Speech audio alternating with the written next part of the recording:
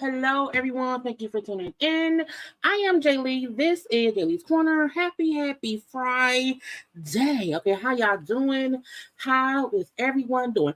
I'm sorry I'm late, y'all. Okay, I will give myself a facial. Okay, it was a pampering day. And I swear to God, I did not mean to start my facial at 8:45 p.m. knowing I had a live at 9. And usually I get them done fast, but I was just taking my time and steaming my face, honey, and combing through my hair because I didn't comb my hair since Wednesday because it's been a day. But we are here together, okay? Just to have a little conversation, a little bit of fun, okay, a little bit of ranting and raving about random TikToks, about famous people, and also non-famous people too. Because it's not always gonna be celebrity foolishness. Sometimes it's regular people foolishness for us to discuss, okay? And so I'm here. Finally. Okay, let's hope I look good on camera because I have not seen myself yet. I have not seen my hair combed up and how it looks on camera. But y'all know first things first, if you've not done so already, take a second. Okay, take a second and subscribe to my channel. Become a whole JayBird, and dot.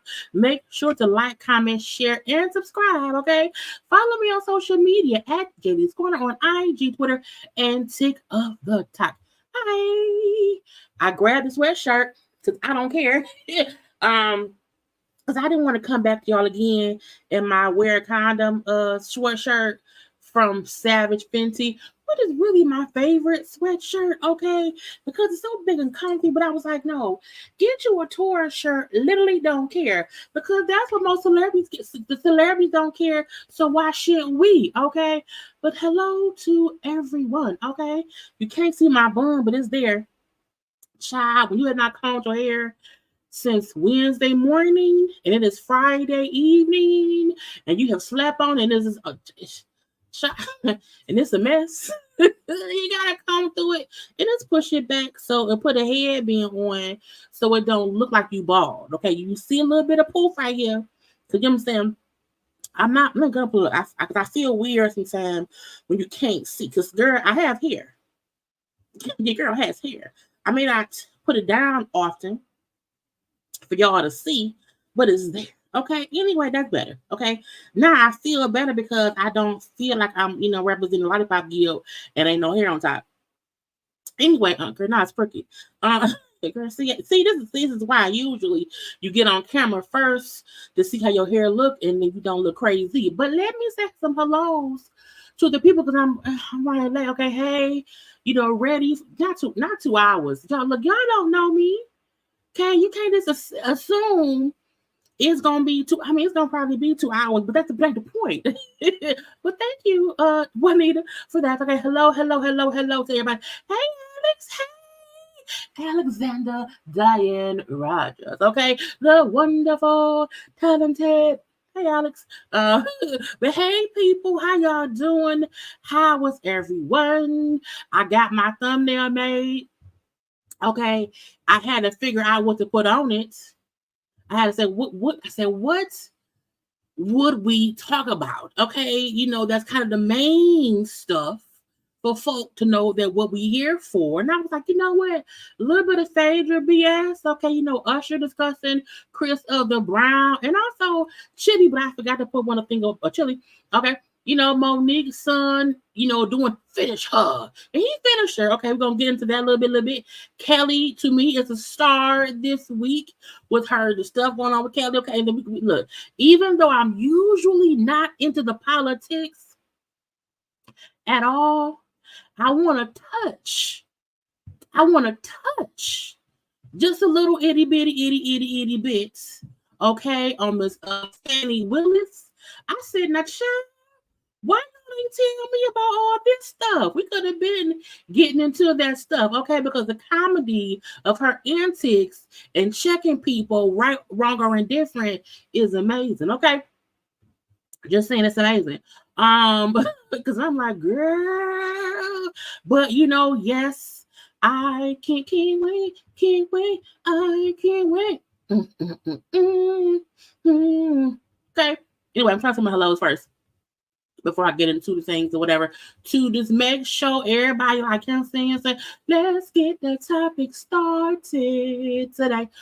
Hey, just hey to the hey to the haze. To the haze, to the haze, to the haze, not 3 hours. Gilligan ain't here. The skipper not here. Not Marianne, not a wife, not no movie star. Who else is around there? We ain't at Gilligan's Island. Not today. We is not at Gilligan's Islands today, okay? But hey, see, this is the thing with Miss Fani. Because I do not do politics, and I'm not abreast of all the goings and the ins and the outs of what is going on. I got a bit of it, so I hate the man looks cricket. Because I know the gist of what's going on, I feel like I can touch on it just a little bit.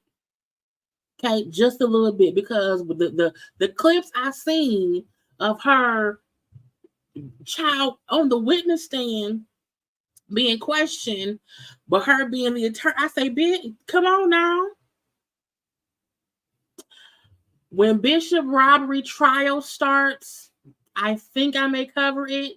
If it's public, you know what I'm saying? I'm not gonna go to New York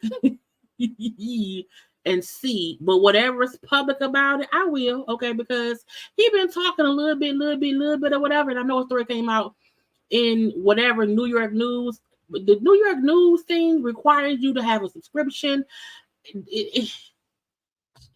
think it costs $1, and I didn't want to spend my $1, and then I spent my $1 before, and every time I go to sign in, it acts as if I'm not signed in. I'm like, I got time for that.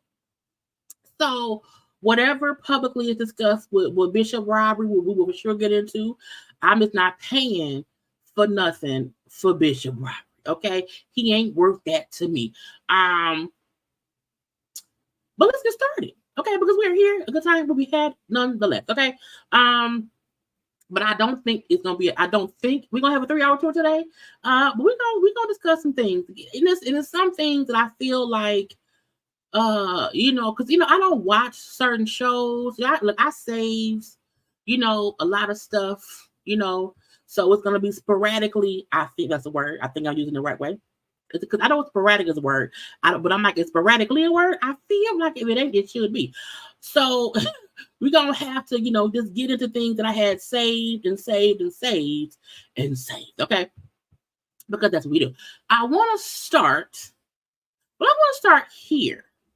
Okay, I want to start here because as a Black woman who at one point was on insulin. Okay, y'all know when I caught COVID and I was in the hospital because it made everything shoot up. It made my blood pressure shoot up. It made everything shoot up. I became diabetic. They had me on insulin for a while. The insulin made me sick. Is what made me sicker. It made me weaker for a longer time because I wasn't diabetic. You know what I'm saying?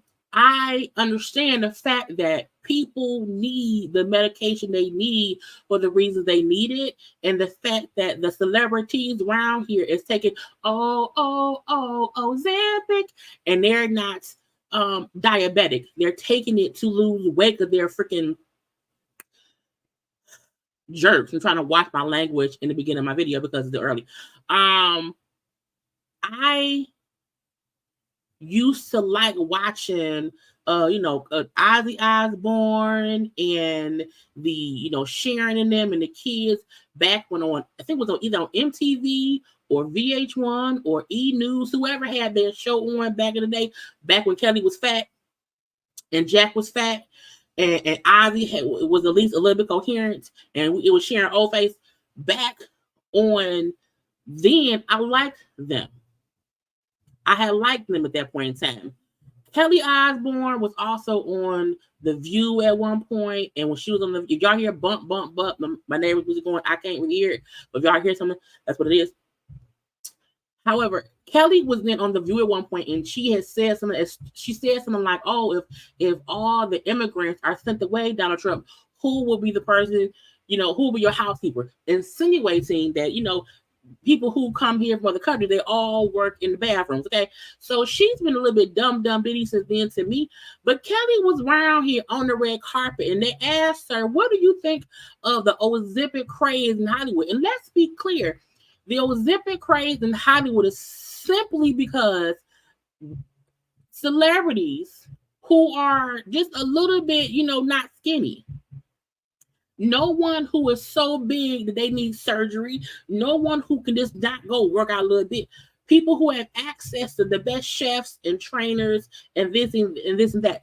They are out here paying to get Ozempic, which takes it away from people who medically need it for medical reasons and not because they want to look pretty. Okay. And this was her reply. I think it's amazing and I think it's great for them.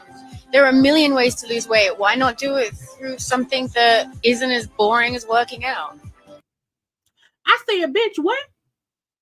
And I mean the bitch disrespectfully. I don't mean it respectfully. People hate on it because they want to do it. And the people who hate it on the most, the people who are secretly doing it or pissed off that they can't afford it. I think it's amazing and I think it's great for them. There are a million ways to lose weight. Why not do it through something that isn't as boring as working out? People hate on it because they want to do it. And the people who hate it on the most, the people who are secretly doing it or pissed off that they can't afford it. The people hating on it are the people who can't get it because they medically need it. And I was like, you know what? This is why rich people who have no sense of normalcy, who have no sense of how things hurt other people who are less fortunate than you. And let's be honest too, there may be some rich people who are diabetic and who may need it, or anybody with any medical need for it who can't get it because the rich people who can afford to buy whatever is buying it up in droves, losing weight consistently, looking like slouching bags of just child clothes. Okay, this a trash bag full of clothes that's not too full, so the bag is saggy, so they It's one thing if she feel like, you know what, I feel like people who want to lose weight, who've tried other ways to lose weight, and they just chose to do this. Maybe they shouldn't take all of the Ozempic, okay? But, we're trying to look better. Like, be honest, but do not make it seem as if people who are poor, it says poor people. it's the people who can afford to do it, or the people who are doing it but don't want to admit to it. First of all, the people who are the reason why the people we know doing it is doing it because the medicine is not made for people who are so small, because it helps plus size people. Because usually most diabetics, not all, some, most, are of a plus or size. So the one of the side effects of the drug was that it helped people lose weight. That ain't a side effect for, just a regular person. Oh, if you weigh 150 and you want to weigh 110, take Ozempic. It'll help you lose weight immediately. That's also why they all look like their skin is saggy and their head is big. They become bobbleheads because your body weight wasn't made to lose weight so fast. It's also the reason why people who go have the weight loss surgeries have a lack of sagging skin quickly because they lose weight so fast. When people work out and lose weight, most of their stuff, it gets a bit tighter, so it's not as much loose, saggy skin because you are working out and building muscle and losing weight. And when you are just sitting around eating bonbons, bitch, in the British Alps of the world, but poking yourself and doing Ozempic, your body is not working out. You're just losing weight, and then nothing is toning.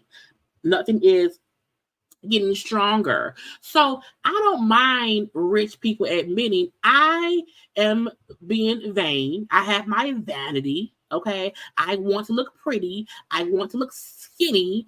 And I have the money to get all the Ozempic away from all the people who need it. And I'm going to keep taking it. I don't care who don't like it. Well, okay, be there. But bitch, don't make it seem as if, it's because you can't afford it.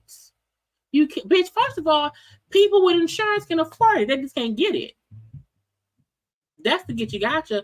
That people who want to use it and can afford it through their insurance because it's a medication and their insurance will pay for it because it's covered for their health reasons, they can afford it. They can't get access to it because y'all are buying it up. So if y'all needed a reason, in 2024 to not like Kelly Osbourne, well, here you go. Here's your reason. Okay. And Kelly has lost a lot of weight. Unless we can also admit, if y'all hear the little boom, boom, boom, little power child is up there. Anyway, Kelly used to be a thicker girl. She was never fat. I don't think she ever was. That's cool. Kelly before and after. Kelly Osbourne. No, it was O'Grady. Like, who was O'Grady? Before, let's just Google, because Google is your friend. Yeah, Kelly was never like fat. She just wasn't skinny. And because she wasn't skinny, according to the child looking at Kelly before some time, I'm like, look, no tea, no shade, because y'all know I love me some RuPaul's Drag Race. I am a lover of the LGBTQIA community. But y'all, if y'all watch RuPaul's Drag Race, Kelly looks like Candy Muse, who happens to be a drag queen. And I don't know, and that ain't no shade to Kelly or the person. I'm just saying I have never looked back on her pictures and realized, she like Candy Muse. Anyway, but Kelly was never like, fat. It wasn't that. Kelly was a regular sized girl. Y'all look, if YouTube knocks y'all out, just pop back in. Okay, if YouTube knocked y'all out real fast, come on back in. I don't know why YouTube do that sometimes. It knocked people out my live. Come on back in. Okay, I'm still here. Anyway, I'm so messy. Y'all know I'm a Google Candy Muse, so y'all can see. I'm not trying to be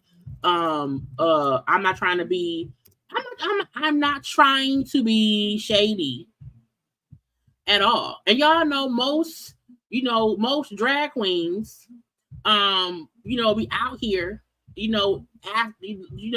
dressing up like young women. And I just feel like for some reason, she reminded me of Candy Muse. Okay. And Candy Muse is a very talented drag queen. Okay, she did not win Drag Race. Okay, but she was on there. You know what I'm saying? It don't matter if she didn't win. It don't matter. Okay. The point is she was there. Okay. Anyway, my point was sorry. Y'all rain me back. Y'all, can y'all hear it? Chop, boom, boom, boom. Okay. But because he ain't like he been quiet for a while, so you know what I'm saying? Whatever.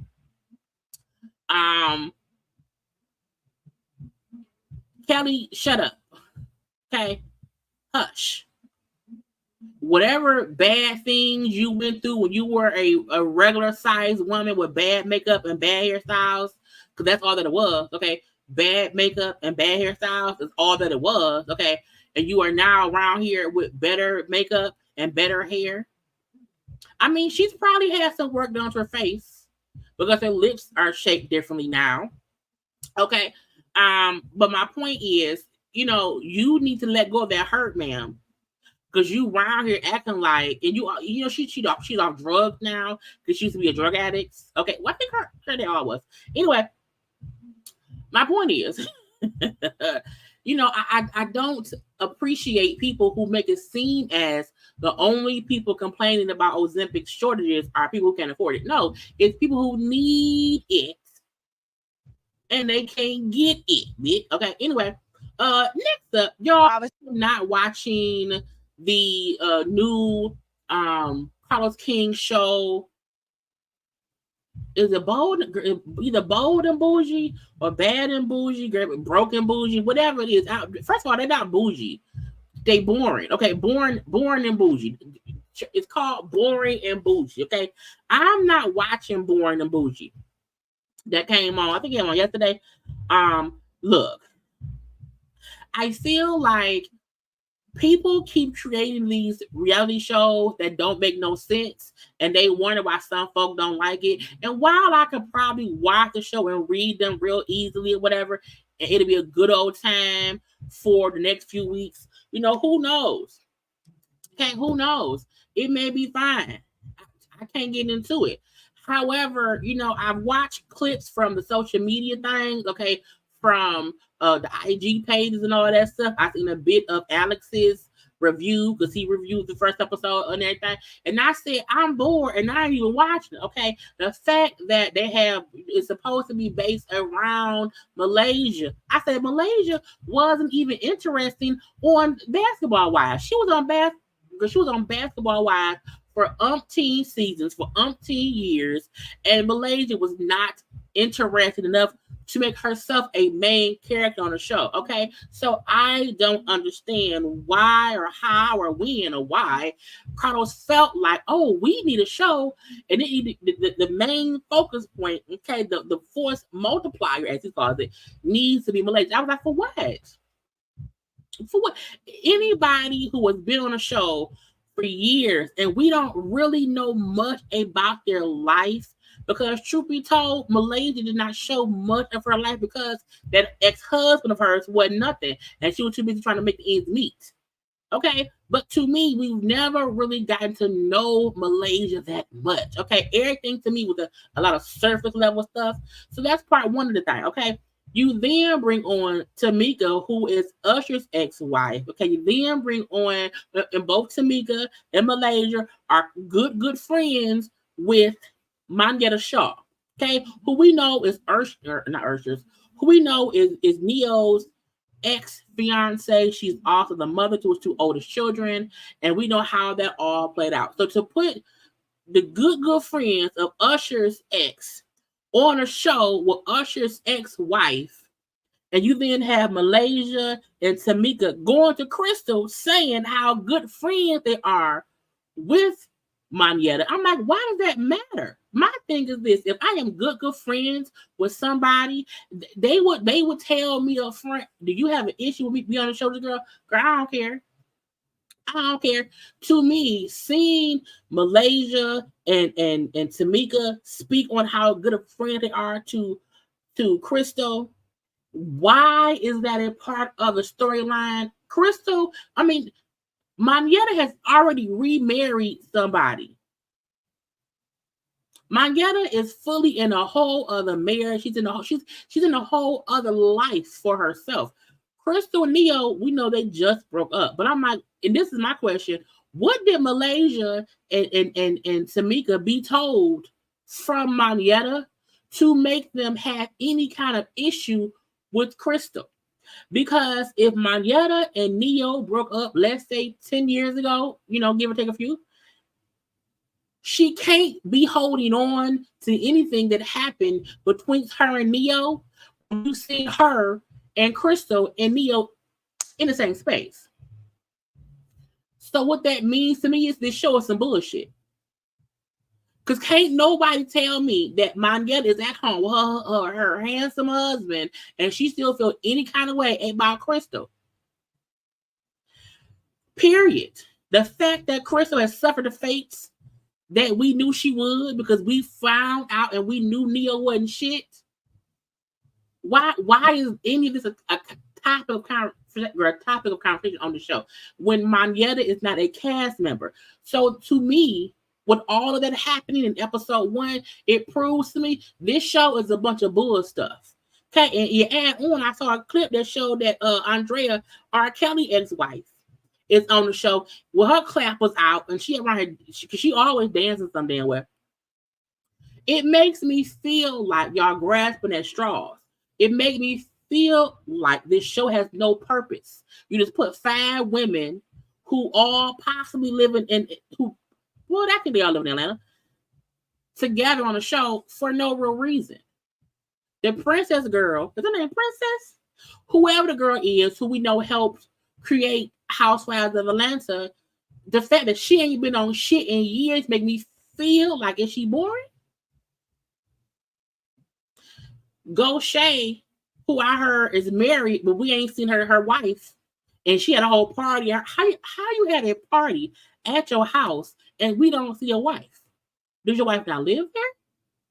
So, because folks was asking me, are you going to review it? No, it's not real. If it was a real show, they would have casted both Crystal and Monietta because they should be able to get along. Because can't nobody tell me that Carlos did not know that Tamika and Malaysia are good friends with Monietta, which would cause issue with Crystal. Can't nobody tell me he know that. So again, they're trying to create this show. And again, not only that, unless Monietta pops up at some point, bringing up Monietta on a show where she can come to defend herself is bullshit. Because to me, it seemed like what this show seemed like is Monietta told Tamika and Malaysia, I don't like her. I don't really rock with her. Like, yeah, we had kids together with the same man, but I don't really like her because that's the only reason that Malaysia or Tamika would bring up their friendship with her unless they were told for. You bring up who you cool with based on them telling you they had beef with somebody. Period. And they all being too extra. It's like they all are battling to be the captain of a show that ain't nobody watching. And then when I went on Twitter yesterday, and I'm like, well, let me see if it's tweets. Because usually for new shows, if the show was popping, it'd be a lot of tweets from people. The only tweets I saw was from Carlos. I said, not Carlos tweeting more than the world for his own show. I was like, well, that's different. Because even usually with the Love and Marriage DC show, I see other people tweeting besides him. But when I went on Twitter, now I went to the what is it called? Born and Bougie. I went to the Born and Bougie hashtag, and I seen only Carlos King comments. It was a few other people too, but it was mainly Carlos. And I said because the show is fake. It's also too many shows in Atlanta. Ain't no other town. None at all. Bad fashions, bad makeup, bad acting. Trying to make 5 random strangers. Is it real? Is it real world? You pick 7 strangers to live in a house to see when life starts being something and starts getting real. Is it the real world? Anyway, I'm not doing that show, so don't ask me. But anything I see on the blogs, with stuff we'll discuss. Y'all, they doing, Basketball Wives LA. Oh, a new season, and guess who's coming back? Oh, Evelyn and Jennifer. You wanna know why they're coming back? Because what else do they have to do? Every time, like in certain shows where you like, okay, what they gonna do? Like for the housewife shows, we do wonder for the most part who will come back, who will be asked back. The Basketball Wife franchise require the same people because the same folks watching it are delusional. Okay, they ain't getting no new look. Basketball Wives is not getting new watchers or new fans of the show. It's the same people who used to watch, and they either love these two heavens right here or couldn't stand them, and they hate watch the show. I stopped watching the show. It had to be 2-3 years ago. It's been a while. It's been at least 2 years since I stopped watching that show because it's for what? For what? These hoes ain't even married. Girl, they're not even married. Now, Jennifer, I think, is engaged to some man who don't play basketball or whatever. So, don't nobody care at all. But if they wanted to know, oh yeah, it's coming back. The LA version, child, the LA version, a Miami version, child, a Compton version. No matter what city they fly into and fly out of, it's the same thing. It's the same bougie show where broke bitches, and I mean that respectfully, who need a check. And I don't mind anyone doing something for a check, but it's no longer rooted in realness. The reason we love the show back in the day, it was a bit more real, and now it's the same. No one's caught on their BS, and they don't want anybody real on the show. So if y'all gave it 2 Fs, they're back because they need a check. Okay. Yeah, we're going down the line. We're going down the line. I don't know how this is news. Okay. Folks like, oh, Cardi B and Offset sing together on Valentine's Day despite their break. I'm like, they're married. They're married. And the last thing we heard either of them say was, we knew they separated. It wasn't about a divorce. It was a separation. Okay. And why are we surprised? Because Cardi said at one point, that's still my husband. I got some dick from that man or whatever. We're going to get to some counseling. Let them be in counseling. So many married couples. Y'all know how many married couples probably break up and we don't even know it? So I'm happy about this. We have not seen either of them on social media dragging each other or posting about each other. It seems as though they're trying to really work out and work through whatever issues and let it be that. And let it be great. And let it be moving on. Okay. If by chance they divorce, whatever. But I'm like, talk with Cardi B and Offset sing together. Okay. I hope she got some good dick too.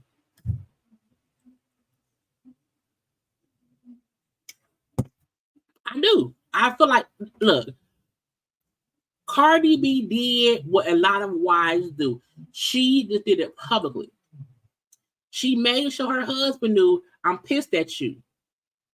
I'm pissed at you and I'm done with your bullshit. Okay. And she just did it publicly. That's it.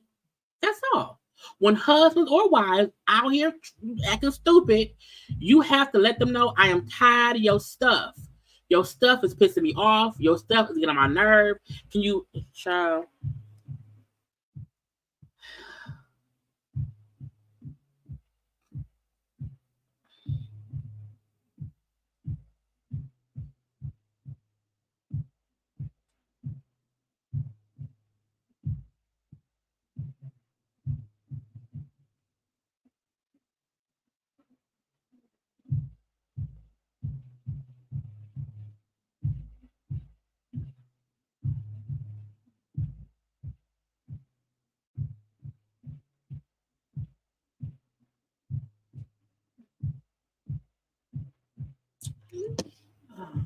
Child, let's see if he responds, because I'm just like whatever. It's the base, y'all. It's just the base. It's just the base. What was I saying? Oh, anyway, yeah, married couples have issues. They be beefing or whatever, and usually they will work things out, but privately. Cardi B just said, "I'm gonna let y'all know that I'm pissed at my husband. Okay, I'm let y'all know that we still married. I'm leaving him a little bit because he pissing me off." And that's for it. But I'm like, we don't need to. Oh, they were seen together, so they're not divorced. They still together.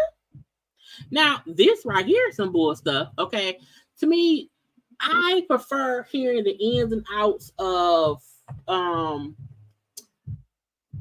Cardi and Offset than I feel like I like hearing things about Tyrese and the Zelly girl. Tyrese and the Zelly girl are aggravate me because I feel like every year or so they have this public breakup where one of them says that we broken up for some stupid ass reason, and then the following day or the following week they're back in love and back together. And I love you. I love you. You're the best. I didn't mean to leave you. I can't live without you. And I'm like, that's some BS. It's some complete BS. And then she forgave him after he said that girl, we don't care. First of all, we barely like Tyrese. Okay, we barely like Tyrese. So we really don't care if he beefing with a girl who we don't even know. So we already, if Tyrese already on our list of you get on our nerves, it makes us not like whoever you with. Not as if she's a bad person, but we don't be caring because you with somebody who gets on our nerves. And if you are helping him get on our nerves, besides because you are, child, I listened to it again, it knocked me out. I got my thing up. I can see every time YouTube knocks me out, at least on my end. So again, y'all, if y'all are in my live and YouTube knocks y'all out, just come on right back in because YouTube is they hating right now. YouTube hating with them knocking folks out. My neighbors hating because the music is loud, and that hopefully that ain't why I'm getting knocked off because of their music. Anyway, but back to my point. I almost feel like I don't even know if my neighbor, child. I wonder if the person upstairs is my same neighbor because, anyway, no one cares about Tyrese and Zelly. I feel like they both do it for attention. I think he does it for attention. I think she allows them to use her for attention. Because I was like, it's just stupid, and I don't like it, and he gets on my nerves. But let's hope they get married and they go away and they just be quiet. What I want to get into next, because there's so much stuff, y'all. There's so much stuff. Is the chat moving slow? Is the chat moving slow, y'all? Is y'all talking? It could be y'all talking. But I don't know. YouTube sometimes be acting funny or whatever, and I can't never see it. So, I don't know. Bow Wow around here acting like we don't know what was going on. Bow Wow was on an interview and he discussed a time when he was on tour, had to quit because he was addicted to lean. And I was like, first of all, I feel like everybody in that, it was a time where all the rappers were carrying around those styrofoam cups and it was like double cups. And we all knew they're all doing drugs. I think the fact that a lot of them got on the cough syrup drug, we all knew that. I'm not surprised at all. I feel like Bow Wow has always made it seem like he had this seamless, non-problematic reign or career. And I don't think that's really true. I feel like Bow Wow with the time when Bow Wow was doing dumb stuff, people just didn't care about Bow Wow. When Bow Wow was Bow Wow, like that's when he wasn't doing stuff crazy because he was younger. I think once he became of age and was like into the B of the S, like we didn't care because at that point everybody was doing lean. We all know was stupid. And Lil Wayne and Lil Wayne and them, Future and them, Bow Wow and them, hell, Chris Brown. I feel like all of them was doing it. And I think I'm it's cool he came out and admitted it, but I feel like, sir, we didn't care. Anyway, do I want to get into this yet? I don't want to touch on Fani just yet. Let's get into some randomness of it all.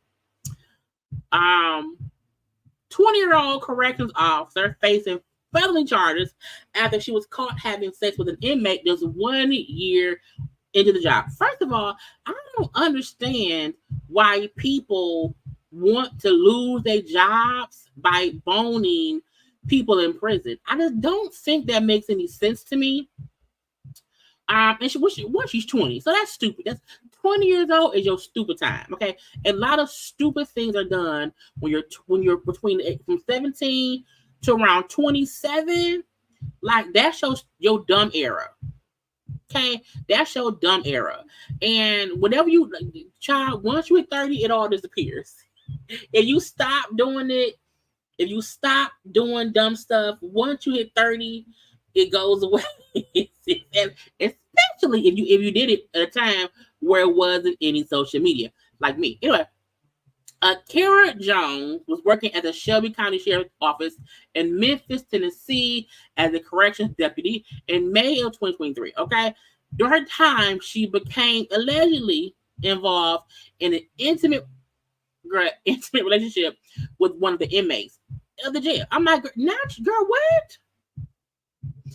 They filed a complaint, okay, because she was messing with an inmate, okay. I'm like, who filed a complaint? Was it the inmate? Was it the inmate's family? Like, was it another inmate? Was it a co-worker? Because who filed a complaint against her saying she around here banging an inmate? And if she's banging an inmate, that means she's banging him while they're in the prison. She was immediately placed on leave as an investigation ensued. The investigation, the team, let me see. She was arrested and charged with a felony charge of sexual contact with the prisoner. Ain't no dick good enough for me to look. Ain't no dick good enough for me to get a charge for it. It's too many dicks in the world. Okay, for every one good dick, it's 5 more down the block. And probably, yeah, I agree. I'm saying the other inmate is probably the cellmate.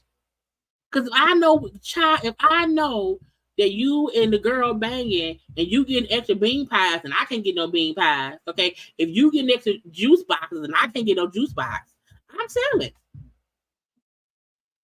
I am snitching immediately. But I just don't what's in here for life? Because you couldn't wait. And my thing is, if you want to date an inmate, whatever, date them. I don't care. But don't have sex with said inmate while you work at the prison that they're at. Okay, you have to be a top dog person to have sex in a prison or jail and no one tells. You have to be like, you know what I'm saying, Nino Brown, okay, Scarface, okay? Just be the top brass of the drug community and they scared of you and then maybe. But I feel like it was a run-of-the-mill dude in jail who talked her into fucking and now she fired. They're fired and a felon. Okay? Because now y'all gonna both be felons. He in prison, so is you. Child, probably in the broom closet. Probably because on that show on Love at the Lockup, the girl Andrea was banging the dude in prison and got pregnant. They was banging in the broom closet. They would pay somebody to like not look a little bit, go in the little broom closet, have a little bang, bang, bang, and she wound up pregnant. Had a whole prison baby, literally. Okay. Anyway, she's stupid. She's dumb. Okay. Now this is dumb, stupid, but also questionable. Okay, a Memphis police and child CPS is investigating a mom who allowed her daughter to get Brazilian waxes. Now, this is when you talk too much and never shut up goes wrong. Okay, if you are doing things and helping people and show your child how to be a good this or be a good that, whatever. Jasmine the Miracle posted saying, when I say I'm passing down D's and LLCs to my creations, I mean that. Miss Chloe did her thing today. She literally helped me with she helped me wax 24 clients starting from 6:25 in the morning to 5 p.m. She made a total of $744, and I'm going to put that towards her. I'm going to put that money towards whatever her future dreams and aspirations are. Now, okay, cool. You own the business. You want to teach your young child how to make money, how to save money, how to work it. Fine. She couldn't sit in the front and like push the answer button when the phones rang. She couldn't be the button pusher to push talk. And it said that, first of all, it's illegal. Y'all, hold on. I forgot I was making ice. Hold on, y'all. Y'all take one little second and like the video. I forgot.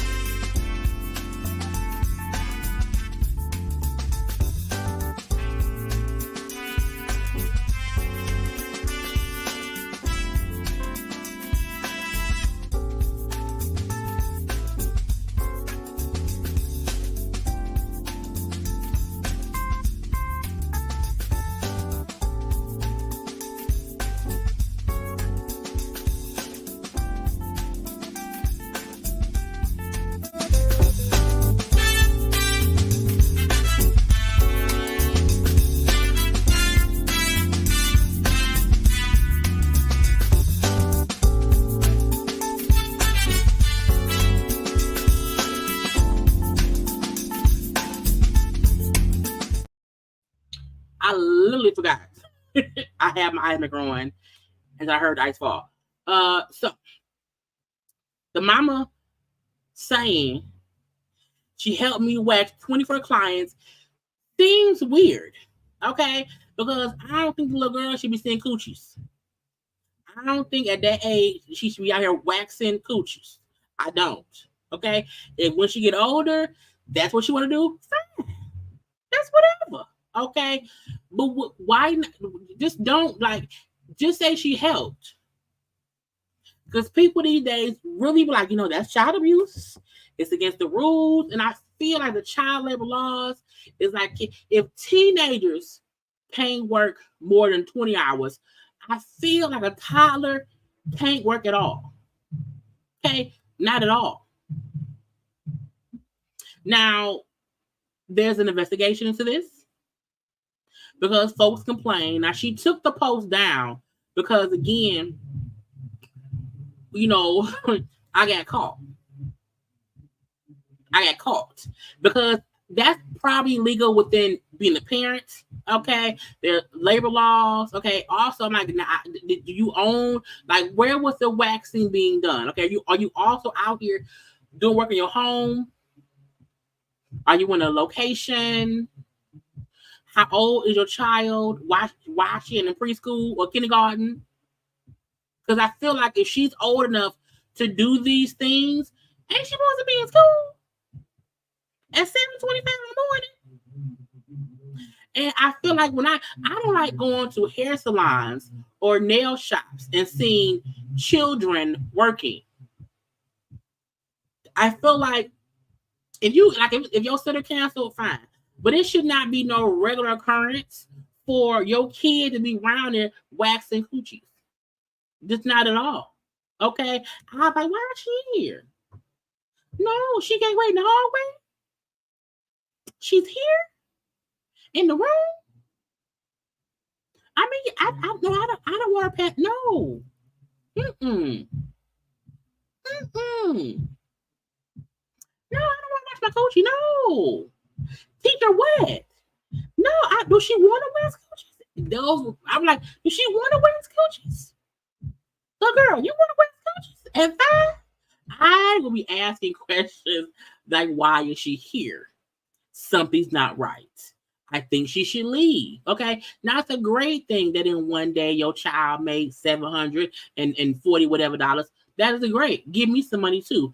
However, that's not what you should do. Now, again, I understand you trying to teach your child work and business. At 5, she not gonna remember. At 6, what she will know is, why was I always smelling a funny smell? Why was some things hairy and something, you know what I'm saying? Like, no. Now, if the little girl was maybe, let's say 13. And let's say 13. And at 13, she said, Mama, I want to own a business, Mama. I want to own a business. And Mama says, okay, baby, come to the salon after school, and for 2 hours every day, I'll let you book the appointments. Okay? Let you do that. Okay? I'll let you stock my stock room for 2 hours. But some folk be around here trying to boast because I mean it's not a negative thing to say you want to teach your child something, but your child should be old enough to know what you're teaching them. Okay, that's all I'm saying. Look, don't be around here slaving away with the 5-year-olds. Okay, Michigan server who was tipped $10,000 got fired from her job. I said, no, not fired. Was it Dwayne? So it was a place here. It's not a drink. It's in Benton Harbor. Okay, in Benton Harbor, Michigan. It's called Mason Jar Cafe. Okay, it happened I think last week or so like that. Maybe last month. A person who was in town for a friend's memorial service stopped at the place. Was like $30, like a little $30 bill. Okay, and the dude or the person, one of the persons, the person said, hey, in memory of my friend who died, I want to tip $10,000 to the waitress. Okay, share it with the other staff, blah, blah, blah. So it was on the news when it happened. Oh, that was great. A patron came in, tipped $10,000, great. And it was all in like remembrance of the person's friend who died. And it was said that the waitress, did share it. Now, we don't know how much she shared, but it was shared, okay? If I work a table, okay, and I do the work, and I get tipped $10,000, I'm not sharing it evenly. I'm not. Unless it was a Keith. No, it wasn't Keith Lee. Unless the person said, hey, every person in here give them $500. You know what I'm saying? You keep the rest. Unless they specifically say, hey, evenly split that with the peoples, I would say, okay. If it was me and they say, hey, the $10 for you and you can share it with the people, okay, cool. I would probably give everybody in there whatever we usually make a day in tips. If we all usually crack up, let's say $100, let's say $100 of tips. If we usually get $100 of tips, okay, I'll give everybody $200 or $300 a piece. I'm keeping the rest because I did the work. Even if somebody else got the tip, I would say you shouldn't have to split it evenly with me, unless the person said, hey, it's 10 waitresses in here. I'm gonna tip $10,000, so each person gets $1,000. That's different. You know what I'm saying? But if it's 3 of us in here, it's 3 waitresses. Hey, you share. You share what you share it. Okay, cool. I'll share it. You go, yo, 300. Everybody would get $300. pay all the waitresses, waiters, the bartenders, the cook, everybody, and I would keep the rest. That's just on me, you know, because when Keith Lee did it, he specified what he wanted done with the money, and he actually split it evenly. What's given 4,000, 1,000 here, 1,000. You know what I'm saying? This person gave the person who served him 10 grand. Say, hey, this split it among people. Whatever. Now the get you gotcha was okay. They a week later, the woman, the waitress who got the tip, got fired. Now they're not saying the reason she got fired. They're not giving any detail about what she got fired. Or it was a purely business decision. It wasn't based on the tip. It wasn't based on what happened after the tip.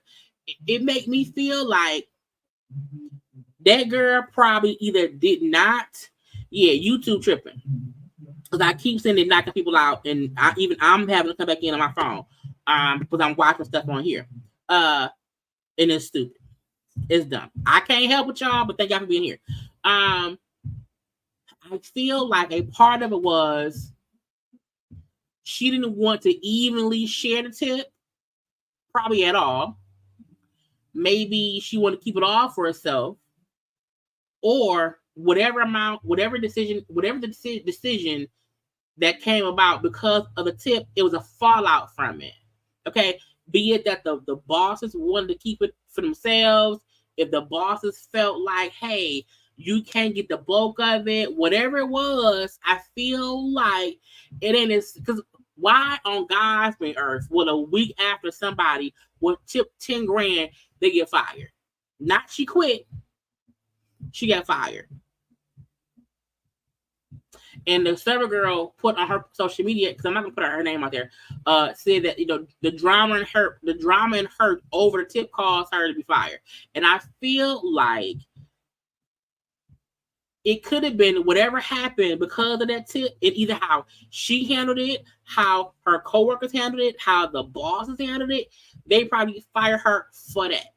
And when you're a waitress, it's simple and easy. Now I said, well, how much did she keep? Because if you got tips 10 grand, let's say you was able to keep 5 grand and you then got fired, you may be okay for a minute, because I can't imagine you was making that kind of money as a waitress.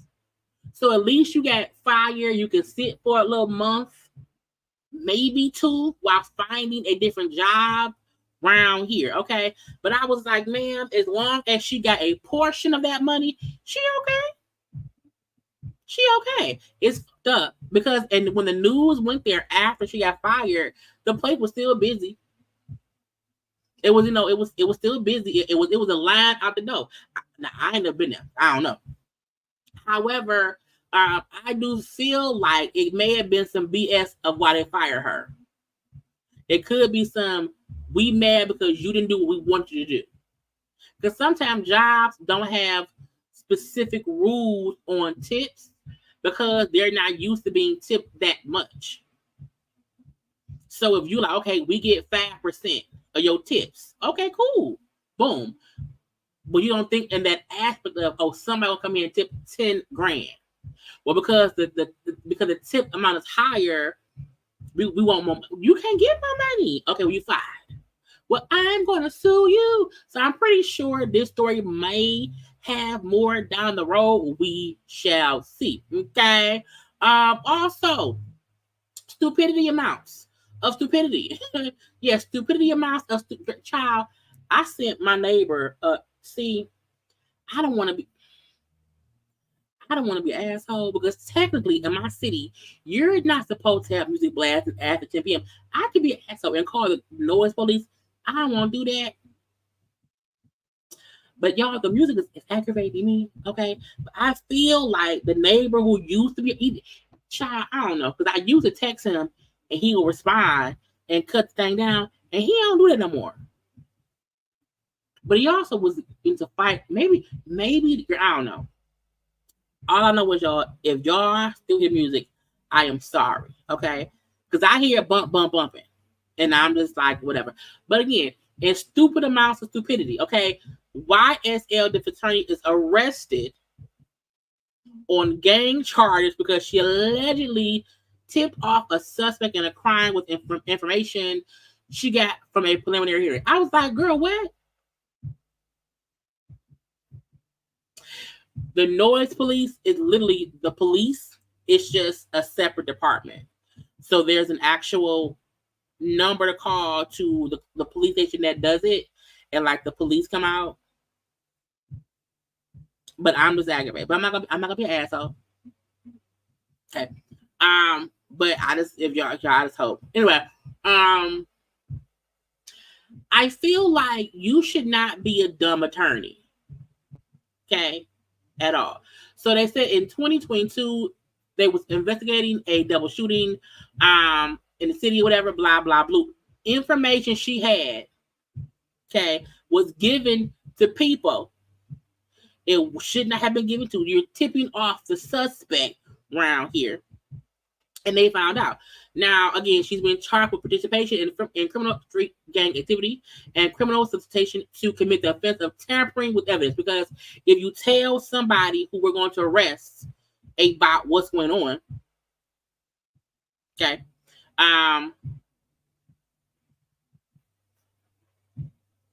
it's illegal. And you should not want to be. Now, I feel like I had caught a glimpse because they had like a thing of her talking. Can I find it? Let me see. I don't know if I saved it. I may not have saved. I don't think I saved it because there was footage of her like being weird, or being like a ghetto lawyer. How she spoke was a bit different or whatever. But I think I deleted it because I don't see it here anymore. But you should not want to be so tight with your clients that you are breaking. Like, you are not. This is not Power. Okay, this is not a TV show. And it's just weird that you would risk your career for the people. Girl, it's dumb. You're a lawyer. You know what it costs to be a lawyer? Child, the law school and law degrees and the time is stupid. Okay.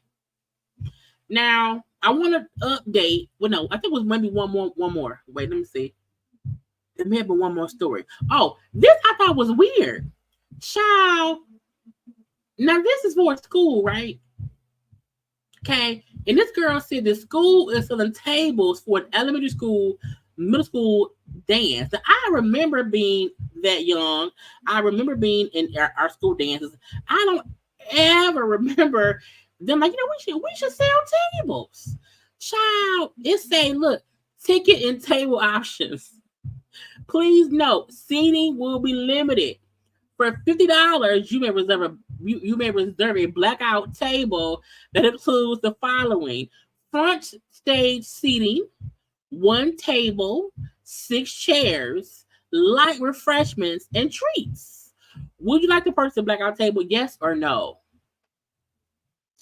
So the ticket to get in is $5. I was like, who does that benefit? Y'all, yeah, I don't know what's going on with YouTube. I know it's booting y'all out because I have it up on my phone right here. It boots me out too. When they knock you out, when I sit on my phone, I just kind of pause a little bit. Come on right back. I'm still here. Okay. I don't know what's going on. But I would too. I would too. My child, hey, pick 5 friends. That's y'all section. Okay. What's the light refreshments? Okay. What's the treats? Is it good chairs? Okay. Is it BS chairs? It better not be no lawn chair. It better be good chairs. Okay. What is it? Security? Okay. Is it a reserved table topper? So folk know, don't touch my kid table. But if every parent, buys a table, at that point, what does it matter? And how is it limited seating. Shouldn't it be enough for all the kids there? It's a child. I guess so. Let's get to some other things with the celebrities around here. Let's just go ahead and touch on Fani. Let's touch on Fani. Now, Fani is the DA down in Atlanta. Okay, she's the one who has all the charges against the RICO charge. What was it? It was Young Thug and them. Not Yo Gotti. Young Thug and them. All the rappers who was arrested in Atlanta. She's the DA. Okay, she also the one who was going against Trump and all of that. All of that is under her. Okay.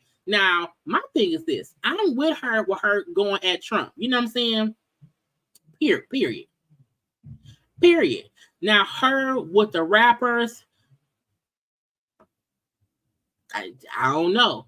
It's a lot of it seemed a little bit crazy. A lot of folks got deals. The only ones that really holding is really Young Thug. Now, if Young Thug is the head of the snake, I get it. Okay. But this ain't about that, okay? Now, again, I'm not fully informed on everything because I'm not political. I don't play them games. I am aware that she hired a man, okay, Nathan Wade, who she had a relationship with at some point. People are saying that he was underqualified and overpaid. They were insinuating that the money he was paid while working with her was basically her benefiting because she's dating him. So the money he's being paid, if he's using said money to take her out, blah, blah, blah. That's them saying, oh, she hired someone and she's benefiting from the hiration. Now, he didn't really work for her per se. He was more of a independent contractor. She hired him to work for the state, and I understand how it seems, girl. Why would you do that?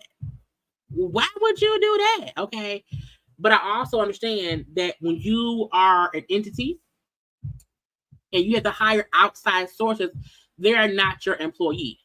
When they are considered a 1099 employee, they're considered a independent contractor. Now, should she have been banging that man? No. Just the optics of it, she should not have been doing it. Okay? However, by watching her explain things, it seemed like she said, I ain't do shit wrong. He not my employee. I never paid him directly. We gonna be dating for this amount of time. He's never been to my house.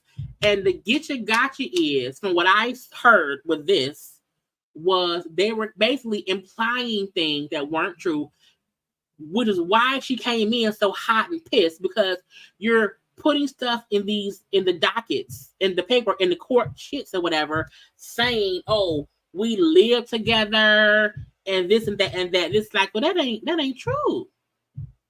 And she kind of proved how you can't play with me. Yes, I dated him.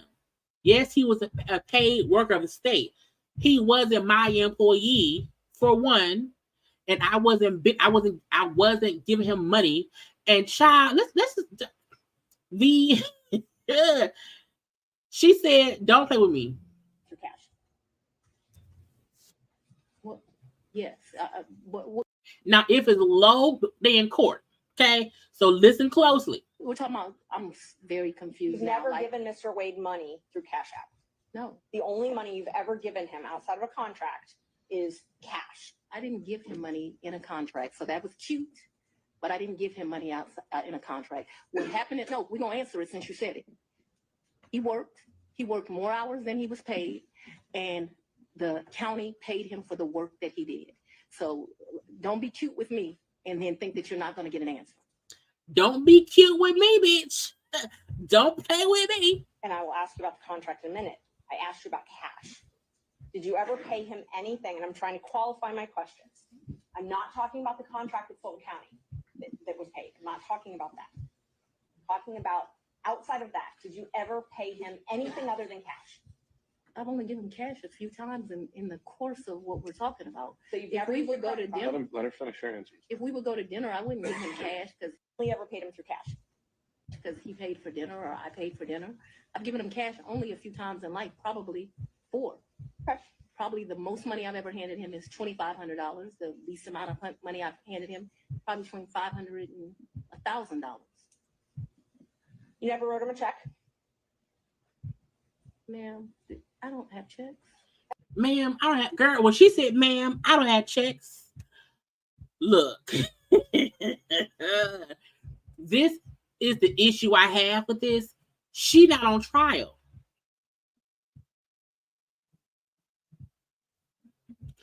I'm going to answer you, give you more of an answer, and make you look, ma'am, I don't have checks.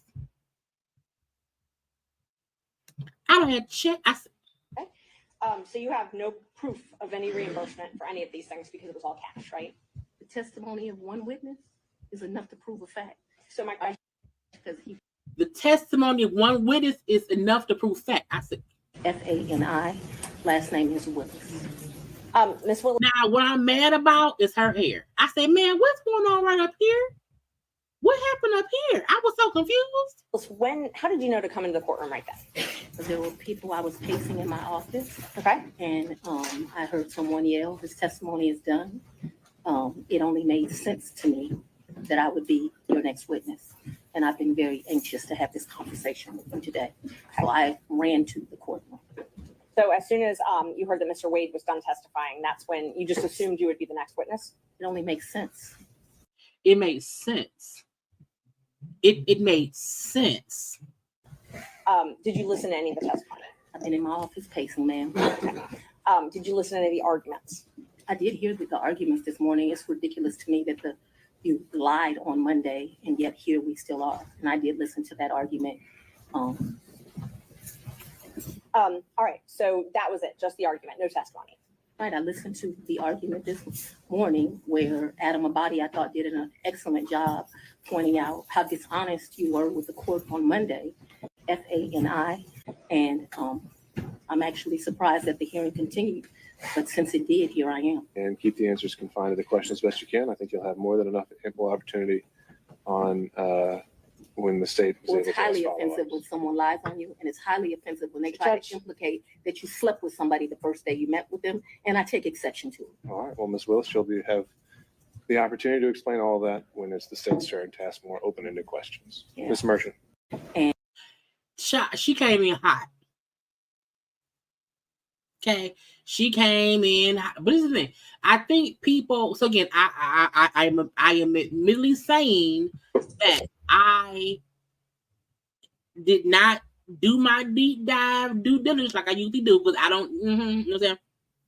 But I did enough to know enough to comment what I'm commenting on. Okay, they're trying to dismiss all the stuff that Trump got going on. Let's get the DA, the special prosecutor, let's get all of them wiped out, and then Trump is out of this. If I can prove, ooh, they was fucking. They was fucking.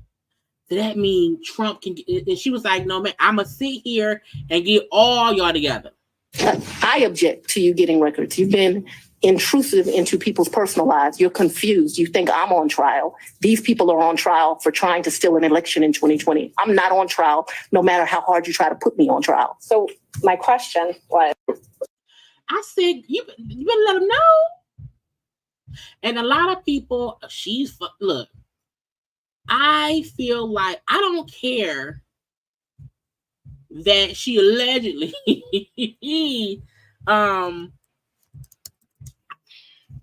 let me hashtag her name. Let's do hashtag Fani.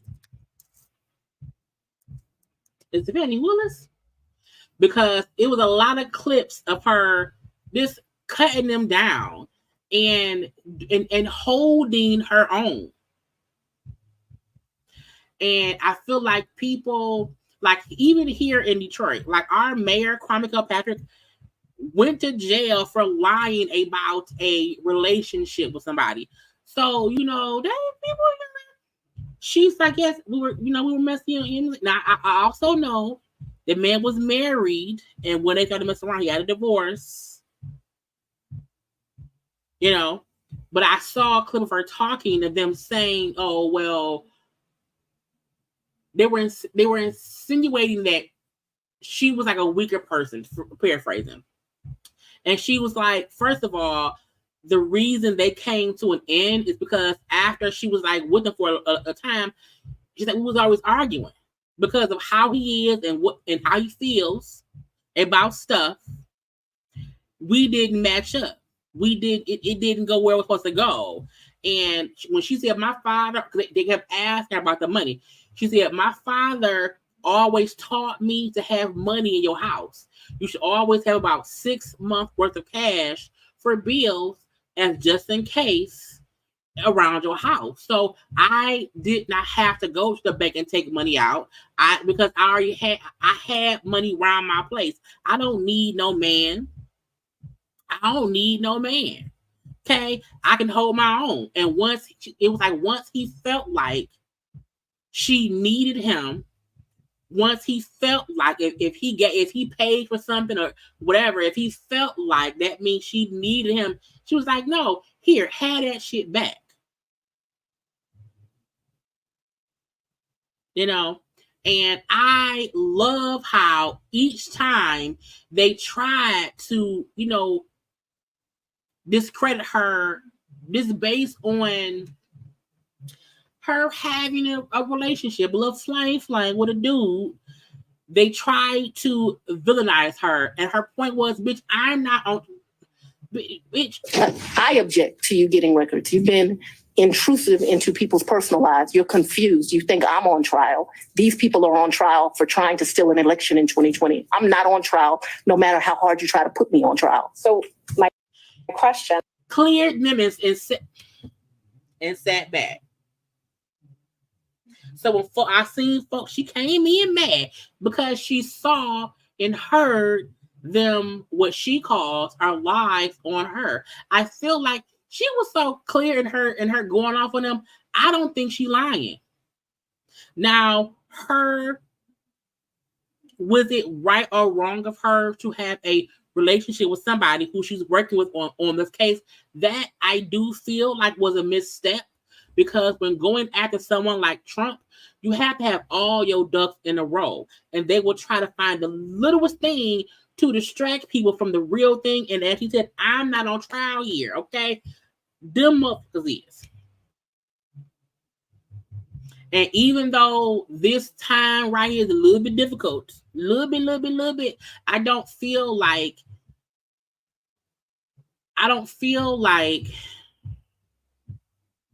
this will end her career. I feel like the way she spoke up for herself will really just make her a badass. And at one point when she said, you know, a man is not a plan. So, you know, the man acting like, oh, you know, I'm the end all. But she's like, no, you're not with me, not today. So I will be paying more attention to Miss Fani, because I do want to see where else it goes. I do want to see, I want to see where it goes, basically. I do.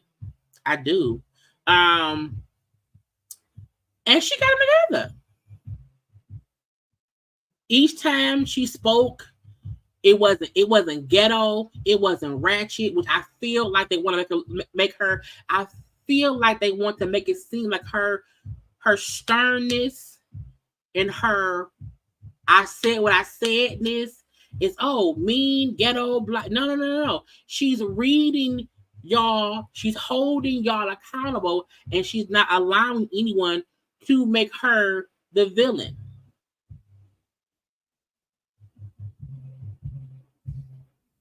So I'm gonna keep watching. We're gonna see. But Fani said big done today. Not that they been Usher. Usher did an interview, not an interview. He did a story. I think it was People.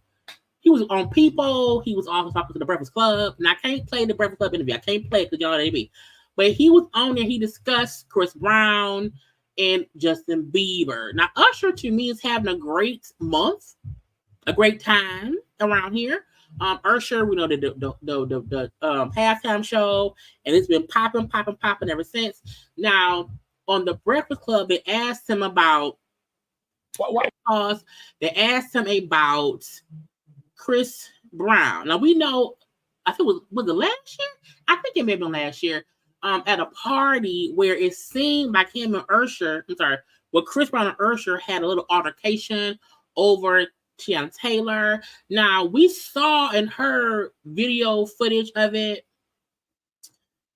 and neither one of them ever addressed it. We know when Usher did the halftime show, Chris Brown posted like, "Oh, it was fire, it was great, blah blah blah." But we never hear them talking to each other. So Charlamagne asked, "Hey, what about you and Chris? Like, it was a little kerfluffle. What happened?" And he said, "What the man? We and that man is fine. It's fine. He's great. I'm great." Now, to me, that don't mean they ain't fight. Okay. To me, Usher saying that currently he and Chris are fine has no bearing on the fact that if a fight, a kerfluffle, or something happened at some point that they're probably over right now.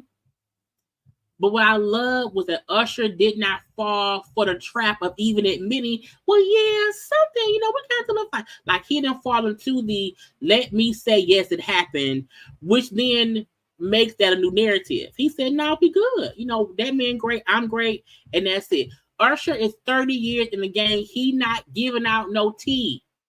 Okay? He not doing it at all.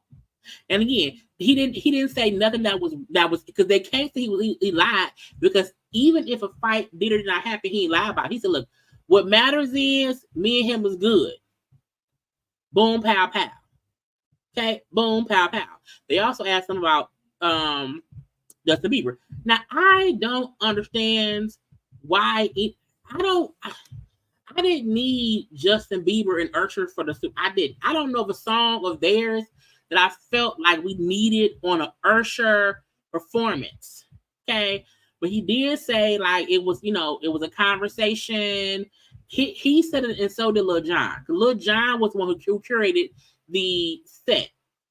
And I like that he said, like, it was a conversation or whatever, but it didn't come through. You know what I'm saying? And Lil Jon put up how, because of all that would have went into Justin having to practice and be there, Justin he didn't want to take on all that. I think Justin had been sick. I think his wife had been sick or whatever. And practicing for the Super Bowl quietly would probably put a lot of stress on him. He didn't want it. Okay, cool. Usher did bring up how he asked a lot of other people and some who said no.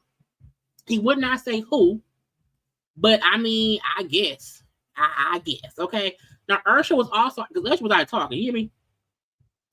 He had a conversation about him and Chilli. Now, when Usher admits how Usher and they dated back in, girl, when was it? What did they date? It was a long time ago. It was back in the early 2000s. Okay. They said what was, but he said how he had proposed, she had said no, it broke his heart, and for years after that he didn't trust women, he was just out here just wilding and blah blah. Okay, thank you. 2000, 2001. And the Get You Gotcha is, why do I say that? The Get You Gotcha is they were a big couple. Like they to me, couples back then that we thought would be together forever. We had Nelly and Ashanti. There was also Usher and Chilli. We had Jay-Z and Beyonce. You know what I'm saying? There were a few couples back then where it was two celebrities together who you felt like would just be together. And when Chilli and Usher broke up, I feel like a part of us always thought they would get back together, and they never did. And I thought, well, that's crazy. But the fact that we had heard about Usher, how Usher had hurt her in one way or the other, him meaning that he at one point proposed and she said no. And I'm like, I think it was he wasn't a good person. But him to how much he loved her for real. Look, y'all look at that. Okay, Usher and Chilli. Look, Alicia Keys. Alicia back when Alicia could sing, as y'all would say. Cause y'all, I swear she can't sing now. Okay. However, Usher and Chilli, and back then, Chilli was a cougar. Okay, because she was a bit older, he was younger, and we know. Let's see how old Usher age. How old is Usher?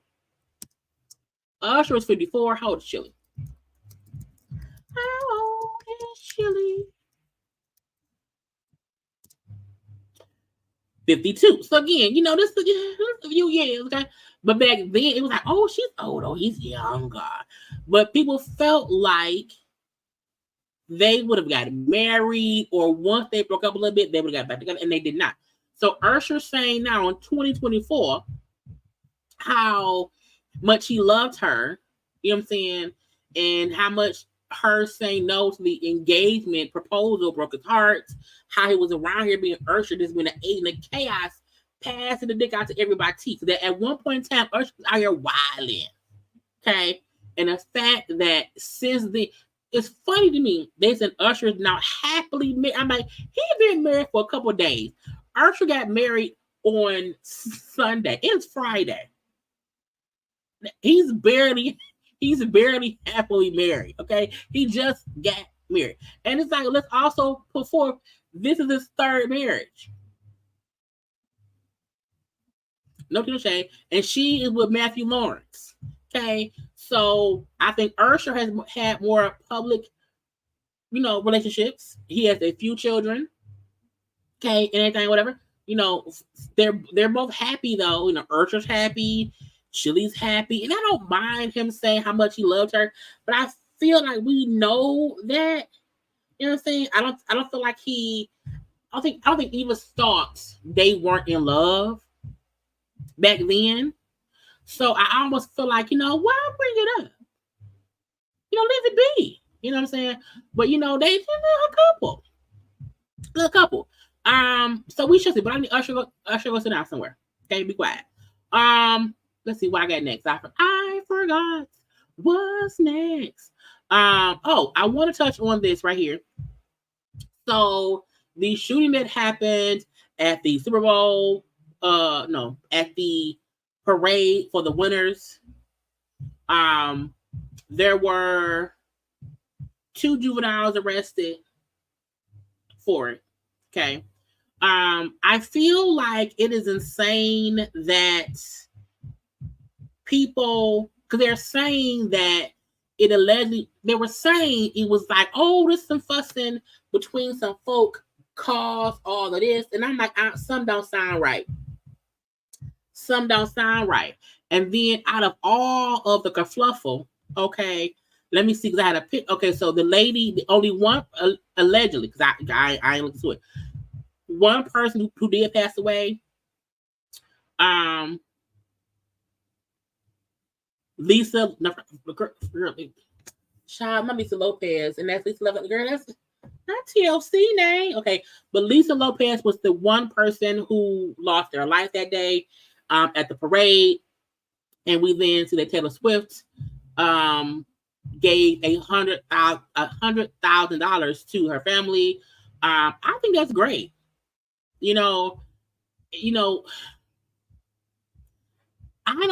The reason I don't go to a lot of outdoor places and because you never know what the fuck is going on. And it's very sad because let me look it up to see, because I be trying my best to not consume a lot of foolishness, because emotionally it's too much. I know yesterday was the anniversary of my dad's death, 9 years. So I really been trying to woo-side myself to be sure that I am, you know what I'm saying, okay? So I did not really even look into the shooting because I just did not want to be bombarded with those feelings and emotions or whatever. And I could not process it. I could not do it. Let me see if I can see, because I don't even know. Like, I didn't even look up how many people were hit. So it says 22 people were injured, and then Lisa Lopez was passed away, and how they had arrested the two teenagers or whatever. So it's just crazy that you can't go to the freaking parade for the winners of the Super Bowl because of this. And now it's like, child, it was just childish too. Thank y'all. That's also why I didn't go live yesterday, because I'm like, child, I had time. Not even though you don't know me. Serious. But again, it's crazy that this is the world we live in, to where you can just be at a freaking parade for some football winners, and literally a man shooting. I was like, what?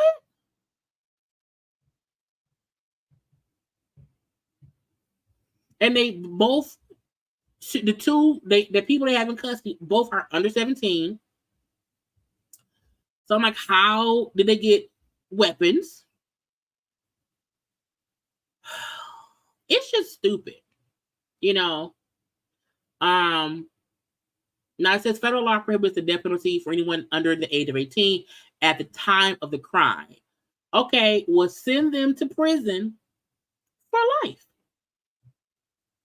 Okay, for life. And they say of the 22 people who were harmed, more than half of them were children.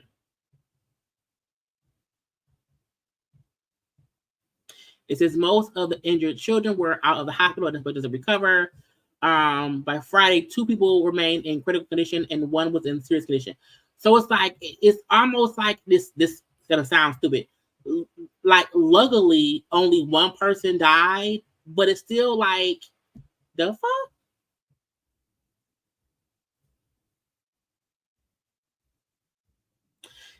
Look, I had planned to. I planned a live yesterday, and I was like, nope, can't do it. And I just stayed in silence. You know what I'm saying? And that's why when this happened, I was like, girl, just protect your peace. I could not dive deep into it. And usually I, look up stuff and see, but I'm like, nope, I couldn't. So prayers to all the people who have been harmed, to the woman Lisa Lopez's family who lost her. Like, just prayers. Okay, just prayers and prayers and prayers. Okay. Let's shift the energy to next year. Okay. Now, a lot of conversation has been about who should be the next artist to headline the Super Bowl. Next year is going to be in New Orleans. Deion Sanders was saying that it should be Lil Wayne. Now, look, let's call a thing a thing.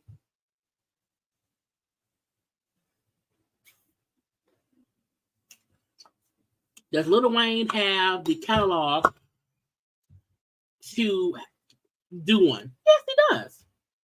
Lil Wayne absolutely has enough songs to be on the stage. However,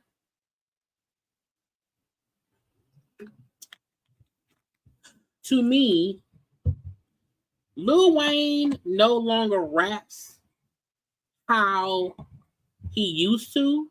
I feel like Lil Wayne doesn't know the lyrics of some of his old songs. I don't feel like I feel like if Lil Wayne did it, it would be a lip synced performance.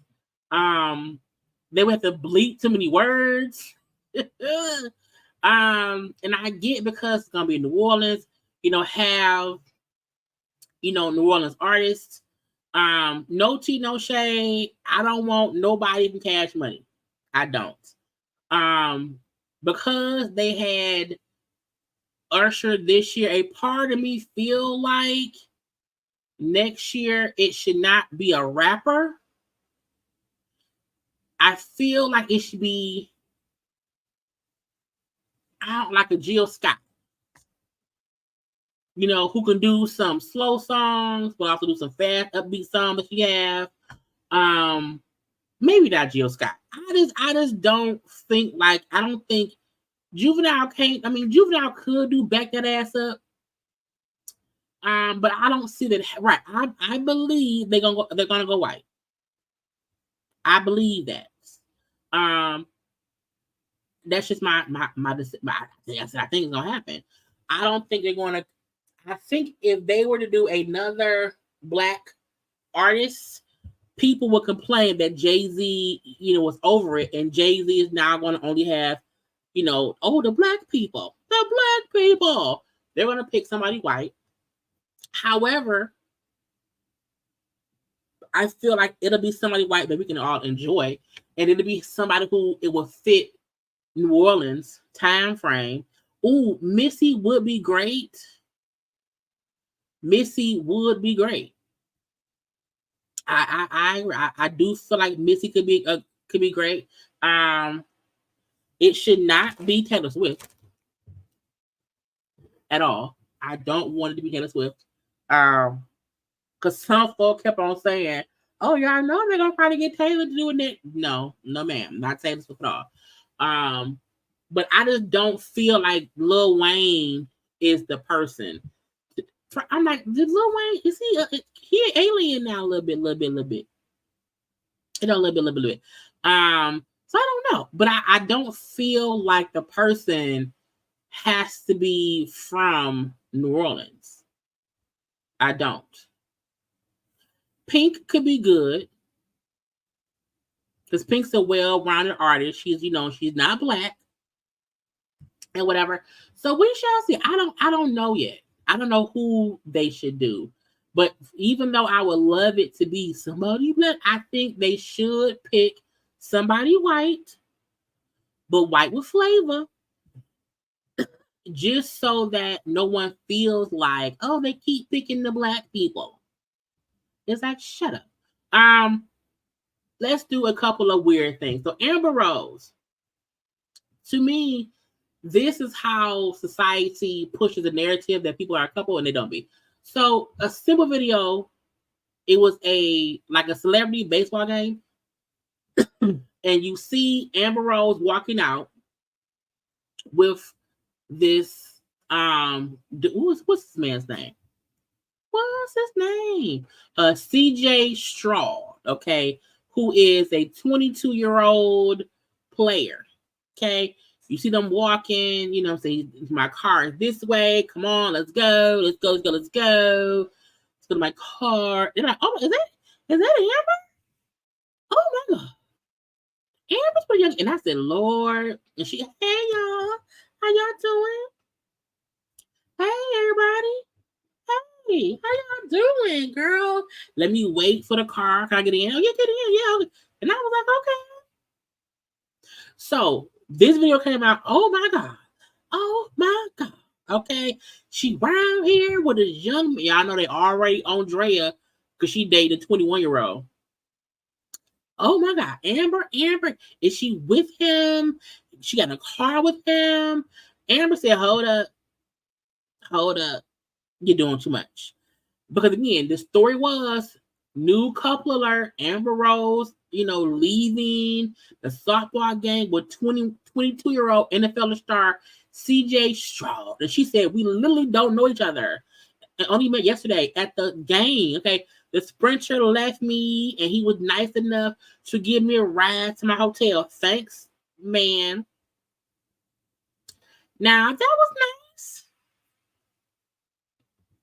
She needed a ride. He had a ride. And she let him ride her to her hotel. Now, at least she came out and immediately said, look, I just met that young man. Okay, my Sprinter left me. Okay, I didn't have no ride. I couldn't call no Uber. I had nobody with me. I had no friends. And the one stranger I met that day said, "Sure, ma'am, I'll give you a ride." Okay, thank you, CJ, for giving me a ride to my hotel.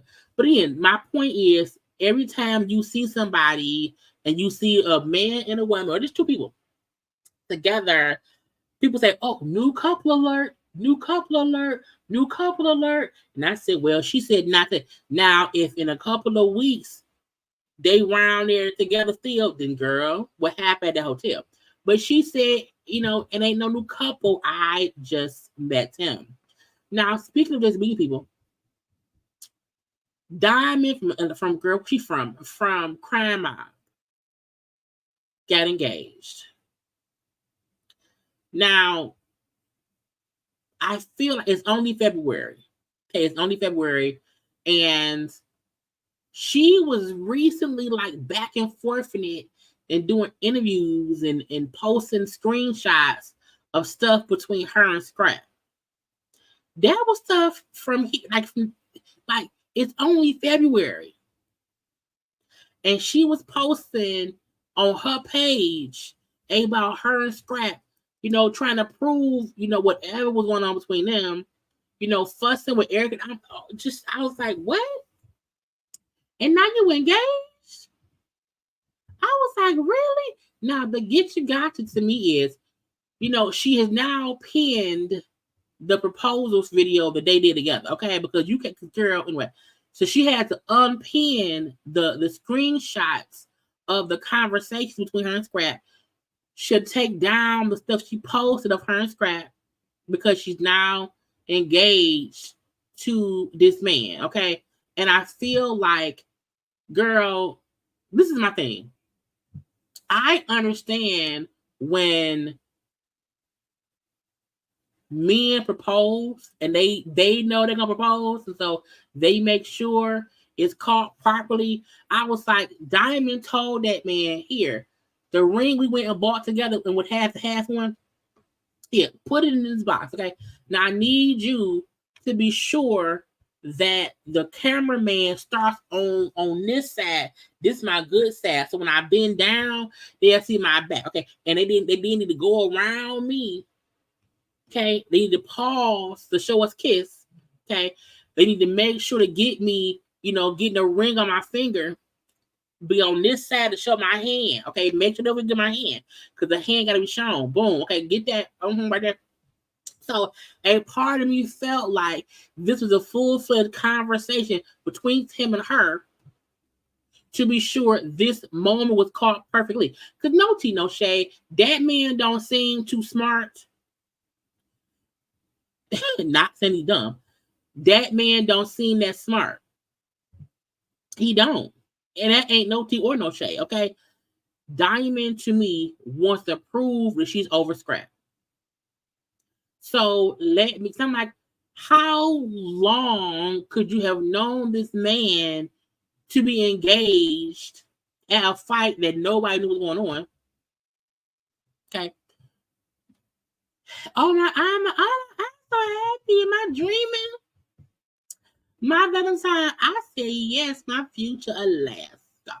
Is his name Alaska? And I'm not saying that she and Scrap was banging yesterday. But my point is this. We know Love and Hip Hop was shot months ago. We know this. However, if Love and Hip Hop was shot months ago and we went through whatever months ago, and I've been done with you months and months and months and months and months ago, I'm not going to be actively on social media with you fussing or fussing with your ex-wife, fussing with your baby mama, fussing with your child who's 18. None of that. You don't want to know why? I have a man at home who loves me, girl, and we're on the way to marriage, okay? Diamond gave I'm still botheredness this year. And now she's, I'm engaged. Well, look, congratulations, confetti. Now she was in her car. Oh, my God, that's the ring, y'all. Oh my God, my man. I love this man, y'all. Y'all don't even know. Y'all don't know how much I love. Now, this was them January. Now, when we sing this is from January 25th. This was when she first showed that man on the thing.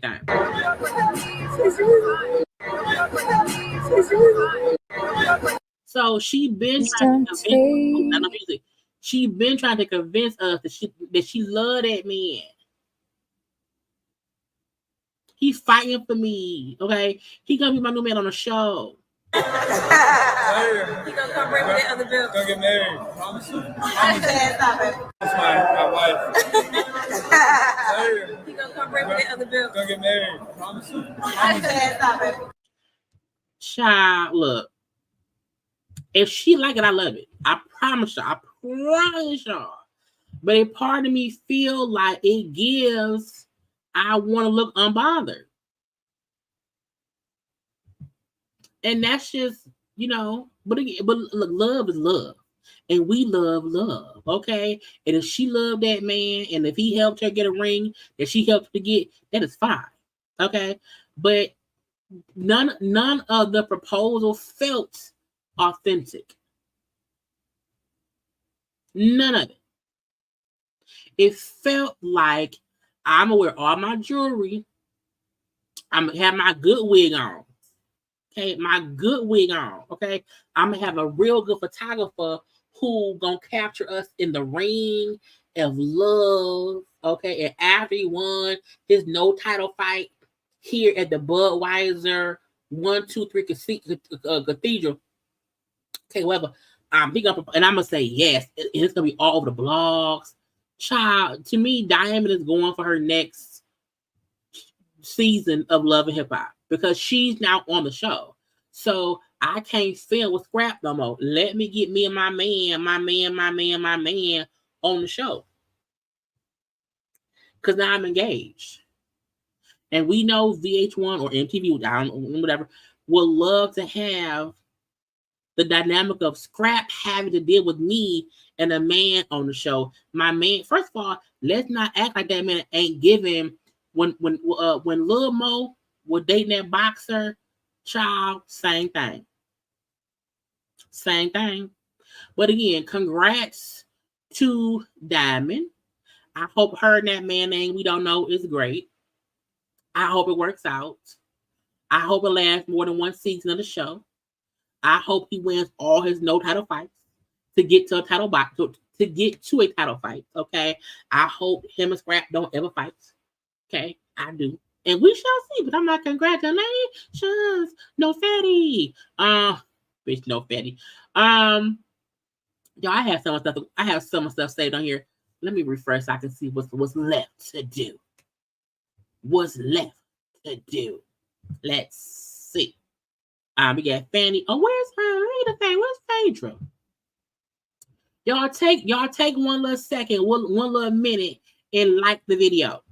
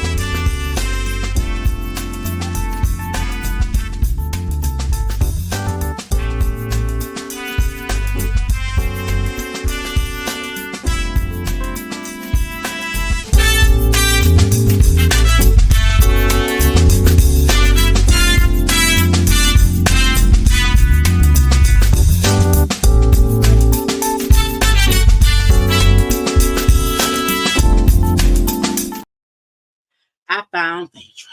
Okay. Y'all, get my eyes on the thing. Anyway, y'all know I don't watch Married to Medicine. I don't watch Raiders. Okay. I don't watch nothing that Phaedra is on currently, but I do know they filmed the reunion. Now, I also know Apollo wasn't on the show. I don't understand why Apollo is going to be at the reunion. Now, the same way I just said that Diamond and this man she's engaged to is giving, fake staged surprise engagement. I feel like Fader knew I didn't give much this season at all. A part of me feel like Apollo didn't reach out to be on the show or on the reunion. I don't think that makes any sense. A person who wasn't on the show can't then say, "Hey, y'all should have me on the show."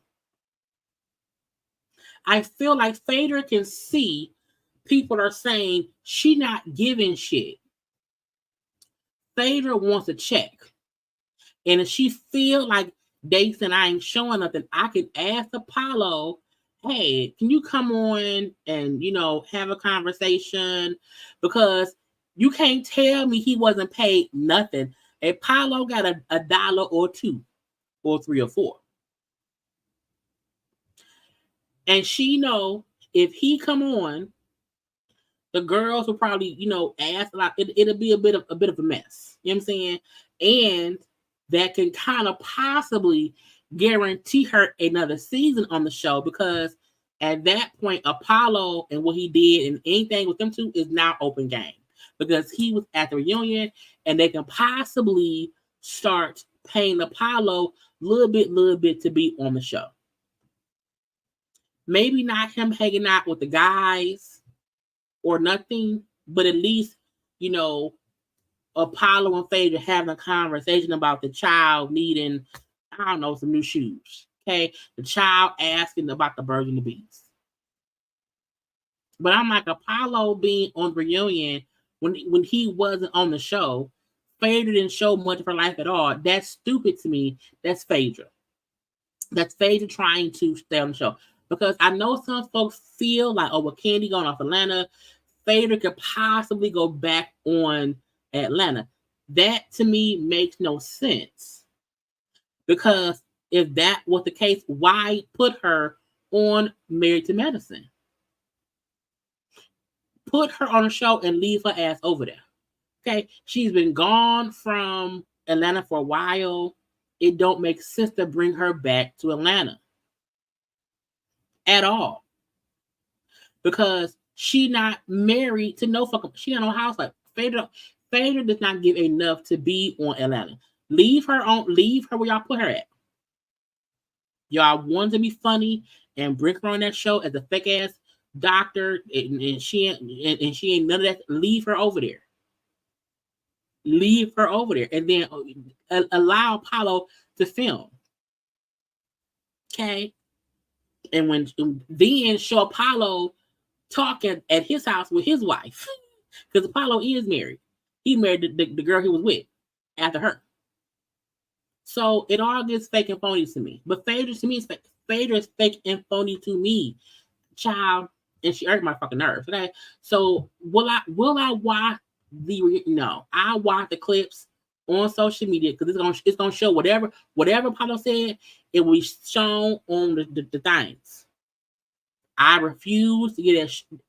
Child, it's not even set in my DVR.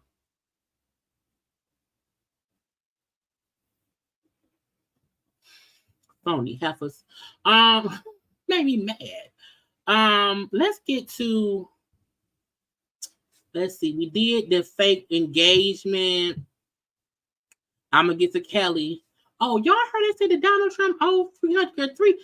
Child, that man got to pay $354 million in damages for committing business fraud. In the judge ordered him and his organizations to pay over $354 million in damages. Look, child.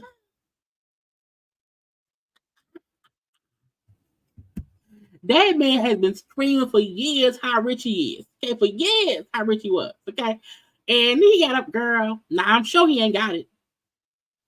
I'm sure he ain't got it. Okay, so I don't even care. I don't care who you got to pay. I don't care. Okay, what I know is he ain't got it. Okay, so fuck that man. I just want to add that in there. What did I? Oh, no, I forgot. Y'all forgot this one. So y'all just listen, just because a part of me feel like I forgot this one earlier with the dumb stuff. We have to stop celebrating stupidness. I brought home 4 times. I took him back every time. I'll be damned if I take him back this time. So I got one question for you, okay? You ready for the question? You ready? Will you marry me? No, I can't hear you. Say it. Will you marry me? All right. Yes. Does nobody see she don't want to get married? Is she tired? Do she need some? Get her some milk. No. Yeah. Oh my God. Child, she don't even want to get up. Is she drunk? Is she paralyzed? Her legs not work?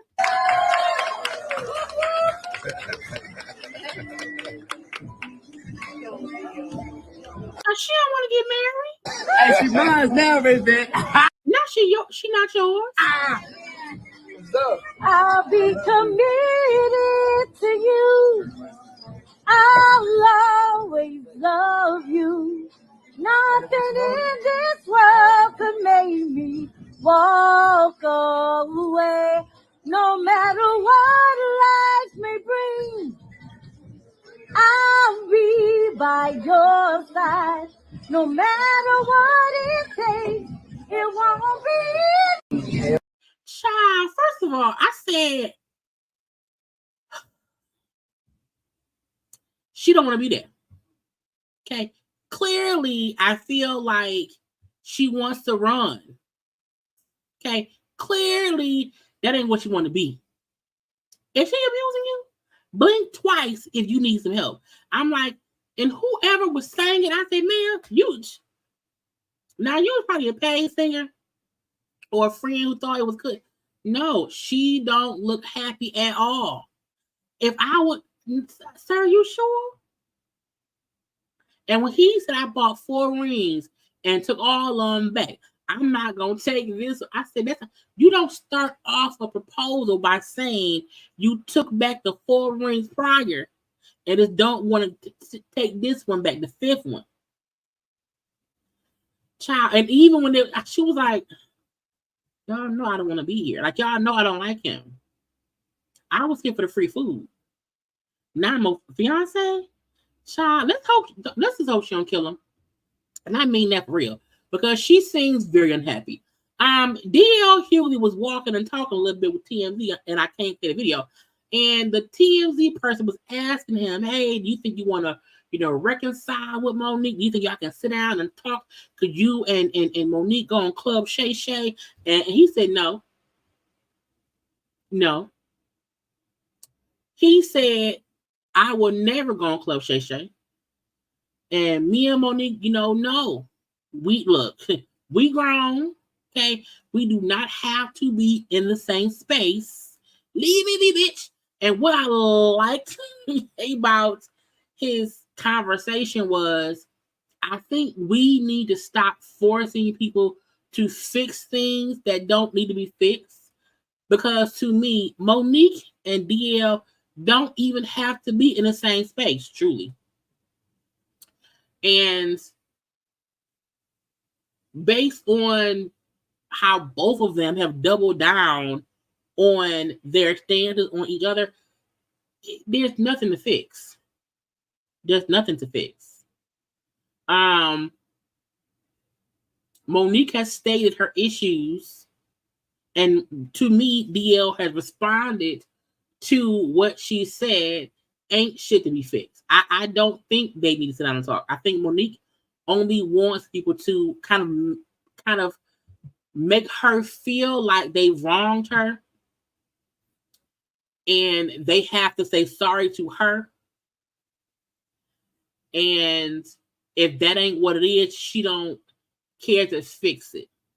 Child, TMZ is all what TMZ must have 1 million staffers, because they always have folks at airports.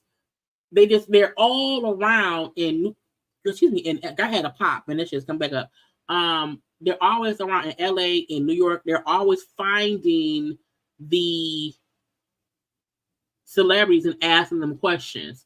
And then post it. But that's why I don't post their stuff, because they flag folk who put up the content. So DL said, bitch, not today. Well, not ever.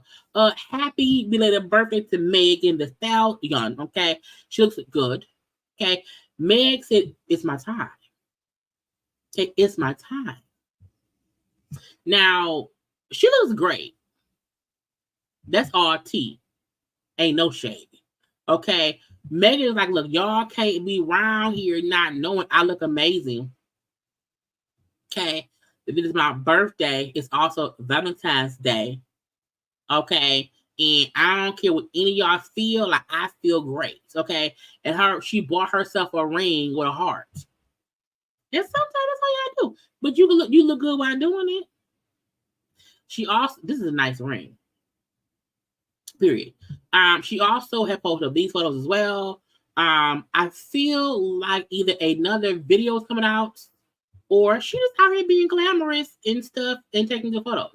But again, happy birth of the day to the stallion. Okay, she looks great today and great tomorrow. Wait, where's the thing at? It was other people. I like Candy outfit too. Okay, it's a little green little thing. Okay, Emerald City, because the Wiz is around here. It's cute, Candy. It's like, I don't have time to not be working. Okay, I'm done with Housewives. So I'm on my boss lady. It's a cute outfit. Okay, I want to get this quick to get to other things. Jeannie Mai, I told y'all a good coat makes everything look even better. She's in a shirt, girl, half of girl, is it half a pant? That's that weird pant thing where it's just, I don't like it. Here it looks cute because it's the coat. The coat she's wearing makes that weird blue jean pant thing look cute because the coat is covering half of it. So she's like, I'm fabulous, fuck you, Jeezy. That's what it means. What's her name? Zendaya was at the Dune 2 premiere. I don't know why she was was she an android? The black dress, I love it. Okay, it's simple, black is fine. But she was in this Dune outfit, her ass out. I was confused. I know it's like it has something to do with the movie and whatever, and it's supposed to be fashion, but I felt like she looked like a Vembot. It was for sure a Vembot, outfit. I don't know if those are real nipples. I'm legally be. La Roche is her stylist. I mean, girl, what I'm saying? It was a throwback, to Mugler. And I get it, but I was like, I prefer the wrong way. I prefer the regular dress. I do. This is the thing. I knew that, but I still felt like I felt like I didn't care. You know what I'm saying? I don't know why, but I just didn't care. I didn't care. I just preferred her regular dress to that. I think I took this one off already. Let me be sure. So we can keep on moving. Now, girl Kelly. Y'all know I think it's called Mea Culpa movie. It's coming out next week. I believe it's out either next Friday or Saturday. It's gonna be on Netflix. It's with Kelly Rowland. It is with what's his name? Lord Jesus. Rose. What's Trevante? Kelly Rowland and Trevante Rose.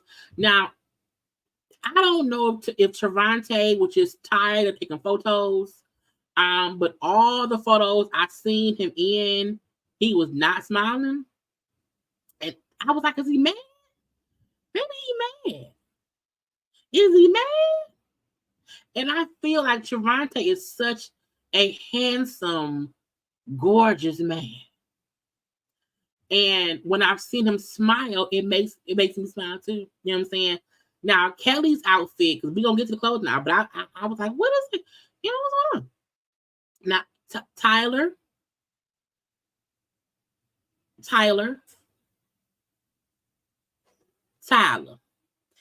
I know it's all black, but I think it's the collar that's popped. That made me giggle. Okay. Kelly looked absolutely beautiful. Okay. And again, y'all, it's the coat. I told y'all sometime the coat is the look. And while I feel like with both Tyler and Trevante being in all black, Kelly being in her brown, you know what I'm saying, with her standing out, she's a star. We're gonna get to Michelle in a second as well. Because I have a separate, thing for Michelle. Kelly looked gorgeous at the premiere.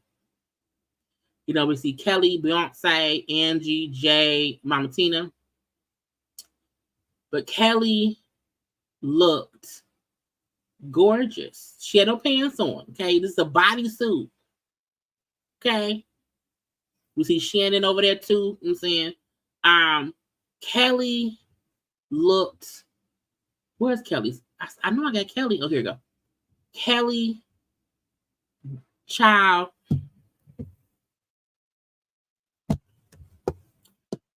When you just choose, it's just a little, just a little one piece. Long legs. The coat is the look. And even the jumper, the bodysuit jumper type thing with the tie. Because she plays a lawyer in the movie. It's like it child speechless. Now, Beyonce was there as well. Okay, Beyonce.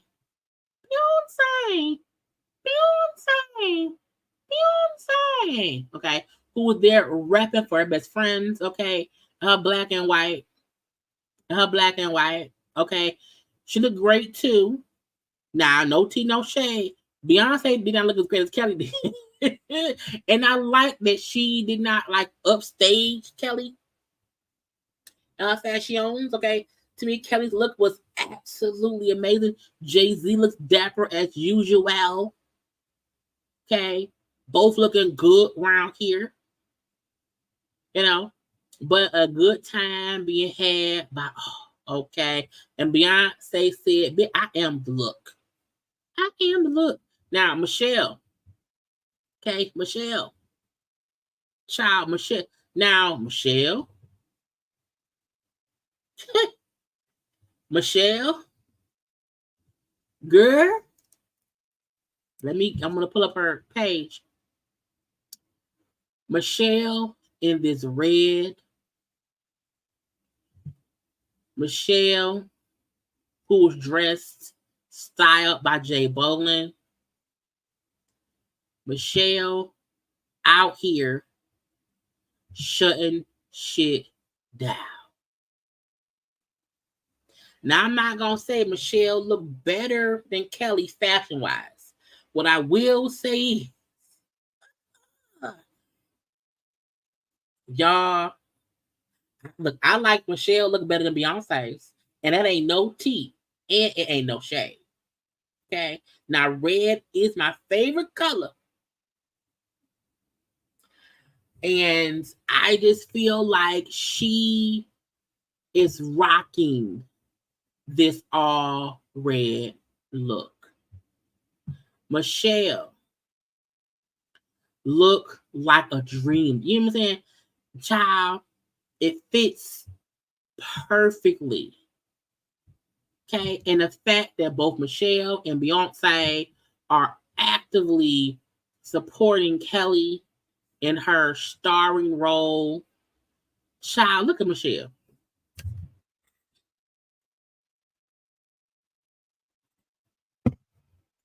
Look at Michelle. It's the everything for me.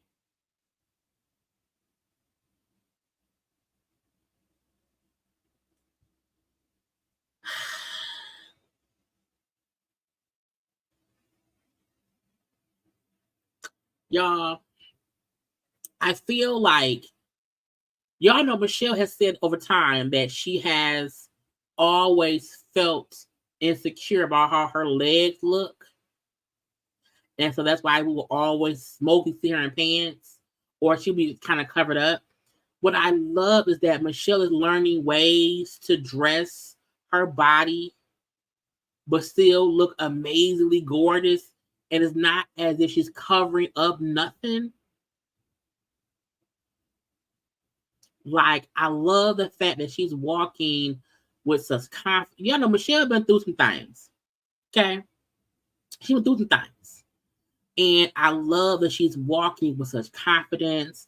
I love that she has a beautiful spirit. And she ain't let y'all heathens get to her over the years by acting like she's the other member. You know, I love Michelle. Child, look, child. Michelle has fallen into her fashion vibe, her Michelle bag. She's fallen into her own. And you have to applaud women of all shapes, sizes, ages, colors, and all that who has been honest enough in their struggle when you see them being able to live out loud.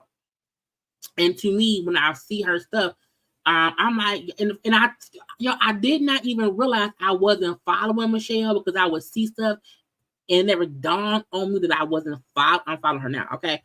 And I like that she has fallen out of her coyness or her, I guess, shyness a little bit to the public eye. And I said she came to this premiere for her friend's movie and, you know, shut it down. Okay. I loved her outfit. Y'all, I completely loved it. Like, I love Kelly's too. I do.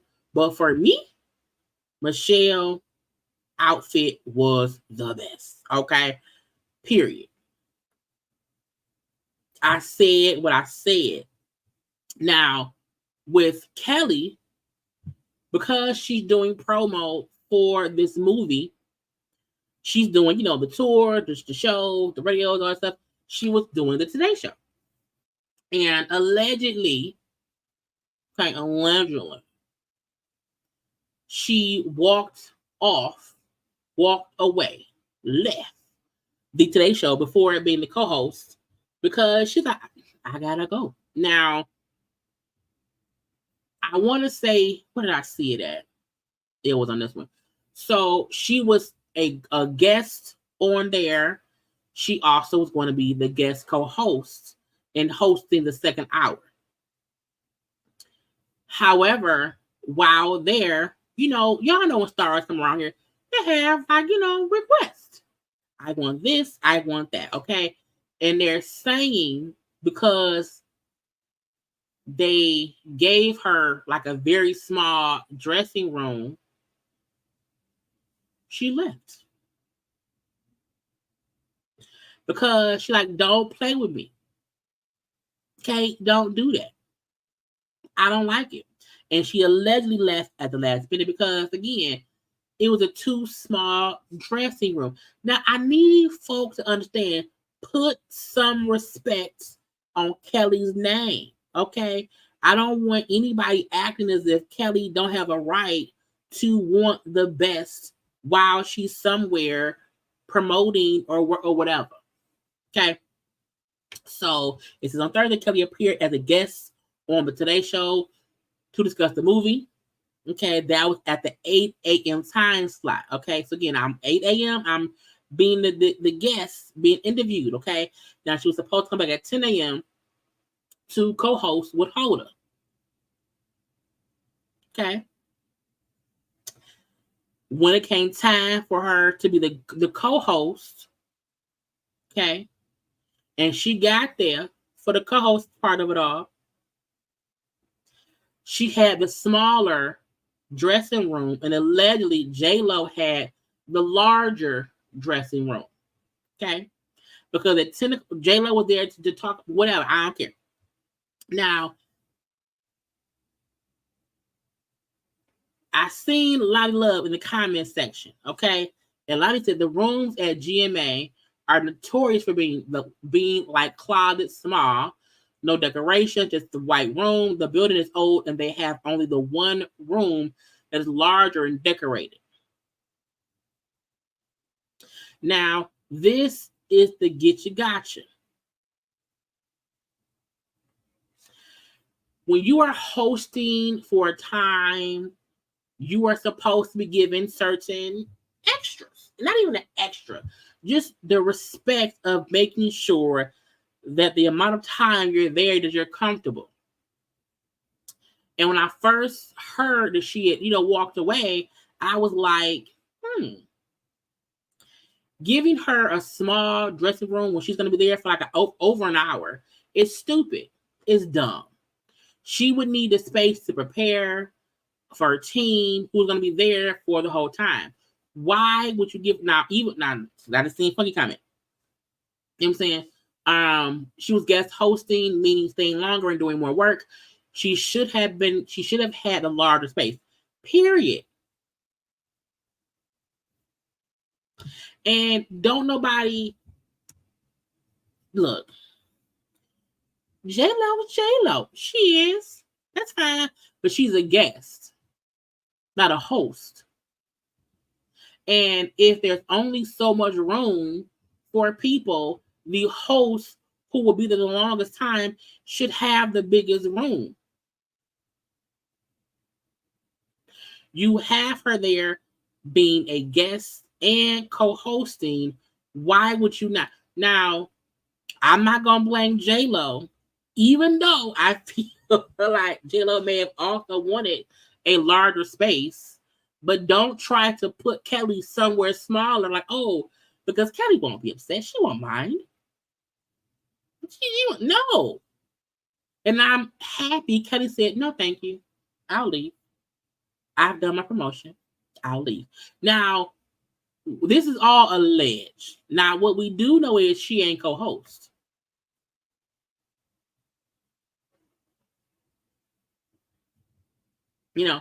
She ain't co-host. So she left for a reason.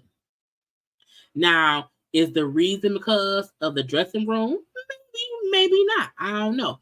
What I do know is no one's ever spoken about Kelly being a problematic person. So a part of me feel like y'all played in her face, and she said, "Bitch, not today. Not today. Leave me alone, bitch. Not today." Okay. What I think that we got Fani.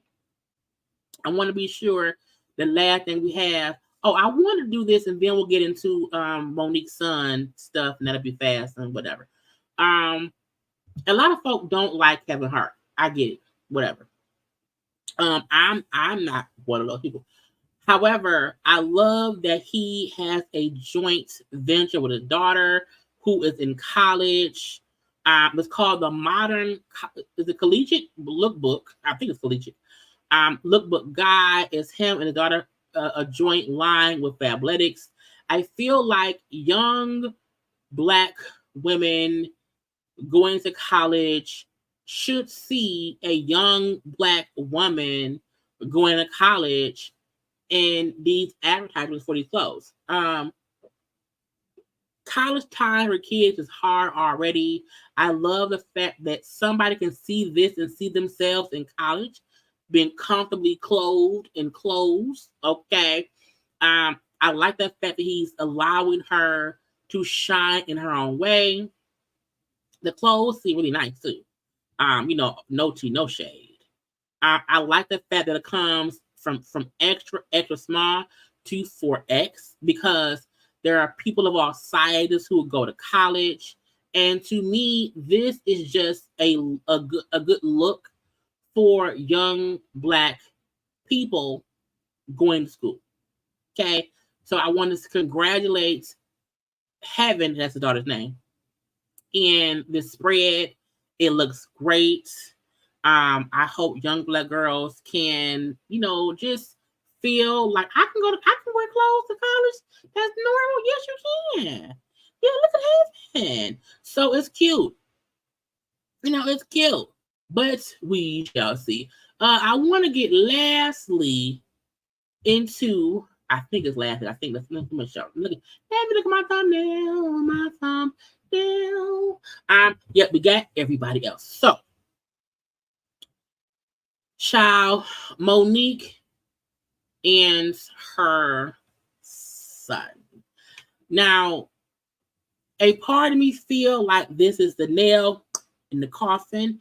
This is the last bit of the back and forth between Shalone and Monique. And I say this for last so that folks who don't care don't have to watch. Okay? Here. Now, I was going to address it yesterday, but I got tired and did not. I had posted you make it 3-hour rock.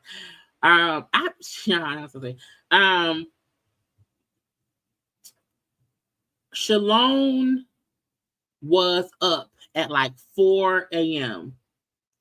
on his TikTok, and he was discussing. He had posted the response to his mom putting out those screenshot text messages, and he had responded to her in an actual post, but he then had went live. And I was, first of all, because Wednesday night, and I was sleepy, I was tired. However, I was scrolling social media, and then I was on TikTok, and I was like, oh, he posted another video? But that one was shorter. I'm trying to share my file. Where is it? Right here. A part of me feel like people who don't like the fact that he's speaking, I don't get it, because those same people be supporting Monique repeating the same argument for the past 10, 15 years. So it's weird. And when he posted the response, which was maybe like 2 or 3 minutes long, he then ended up on his live. And I did not even know he was on live. I was scrolling, and I'm like, why is he live? What that? I don't know. I don't know about lives on TikTok. I'm like, is he live? And he was. So I was able to catch it. Now, let's listen. Now, I had to speed it up, y'all, so it ain't gonna be long. Okay. Here we go again, right? It's sped up. Okay. I respect the fact that he's responding directly to what Monique is doing, versus when Monique responds, and it ventures off into everything else except what's going on.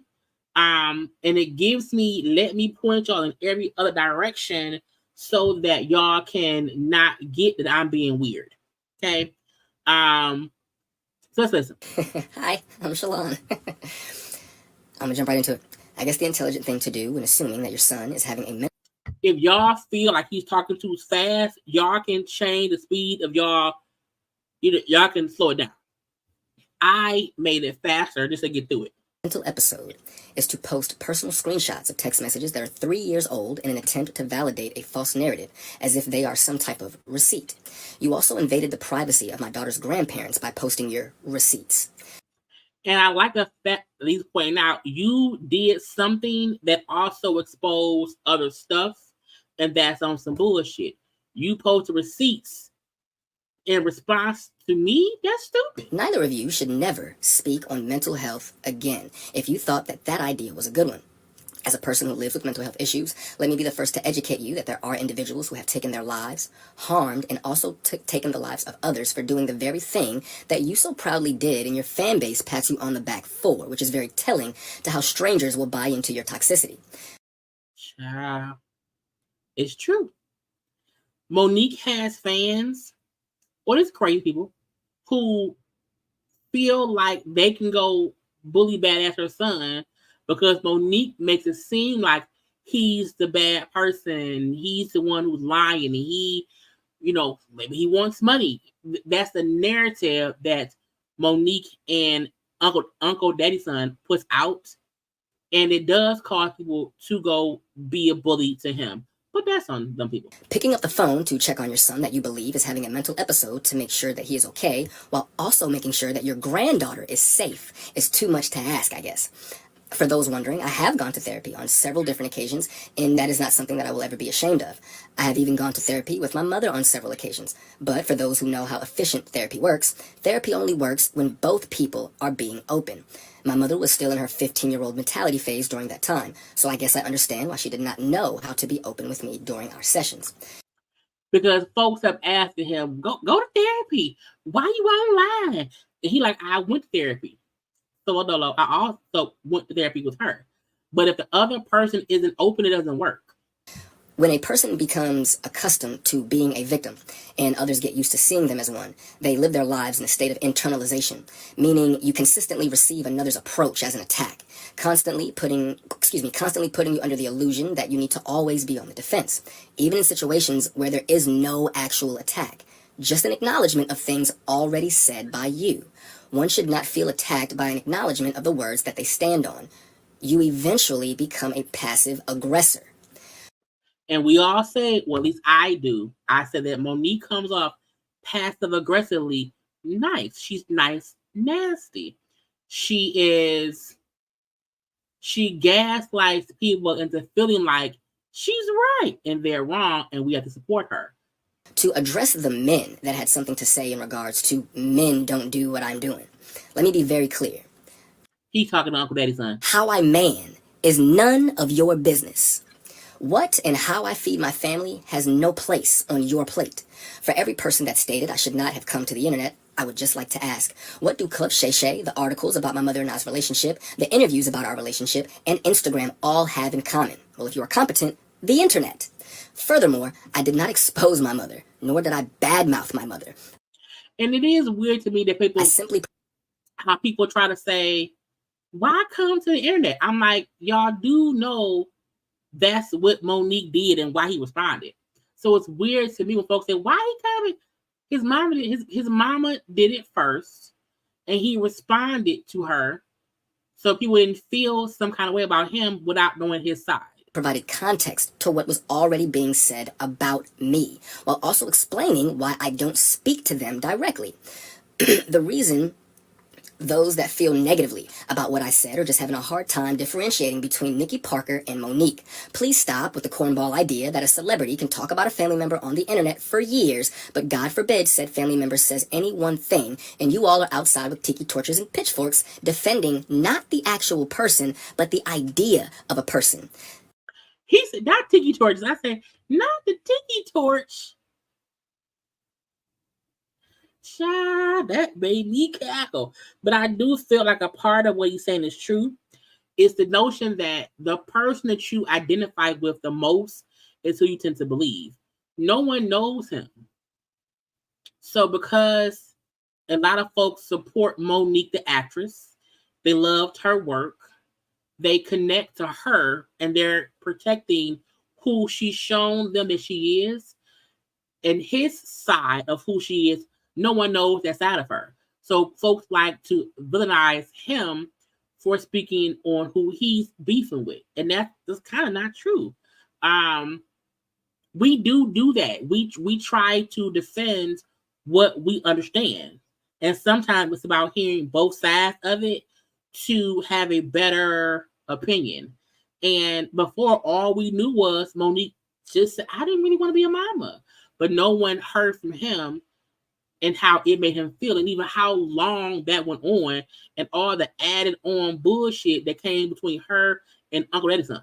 These people are in an industry that is efficient at making money off of what is pretend. So in essence, you are defending a character. I love my mother, and it took the birth of my daughter to help me begin to understand the value of a mother. See,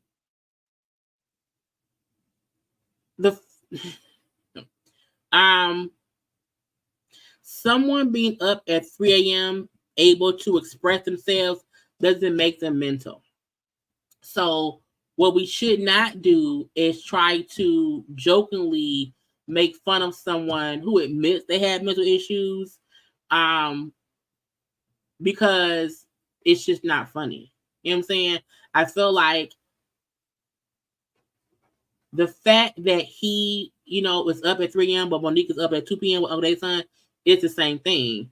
I feel like we have to be careful to not joke about mental health. And that was his point in the beginning, because so many people were trying to talk about him because Monique and her husband brought up his mental issues. And I feel like in today's society, because so many people do,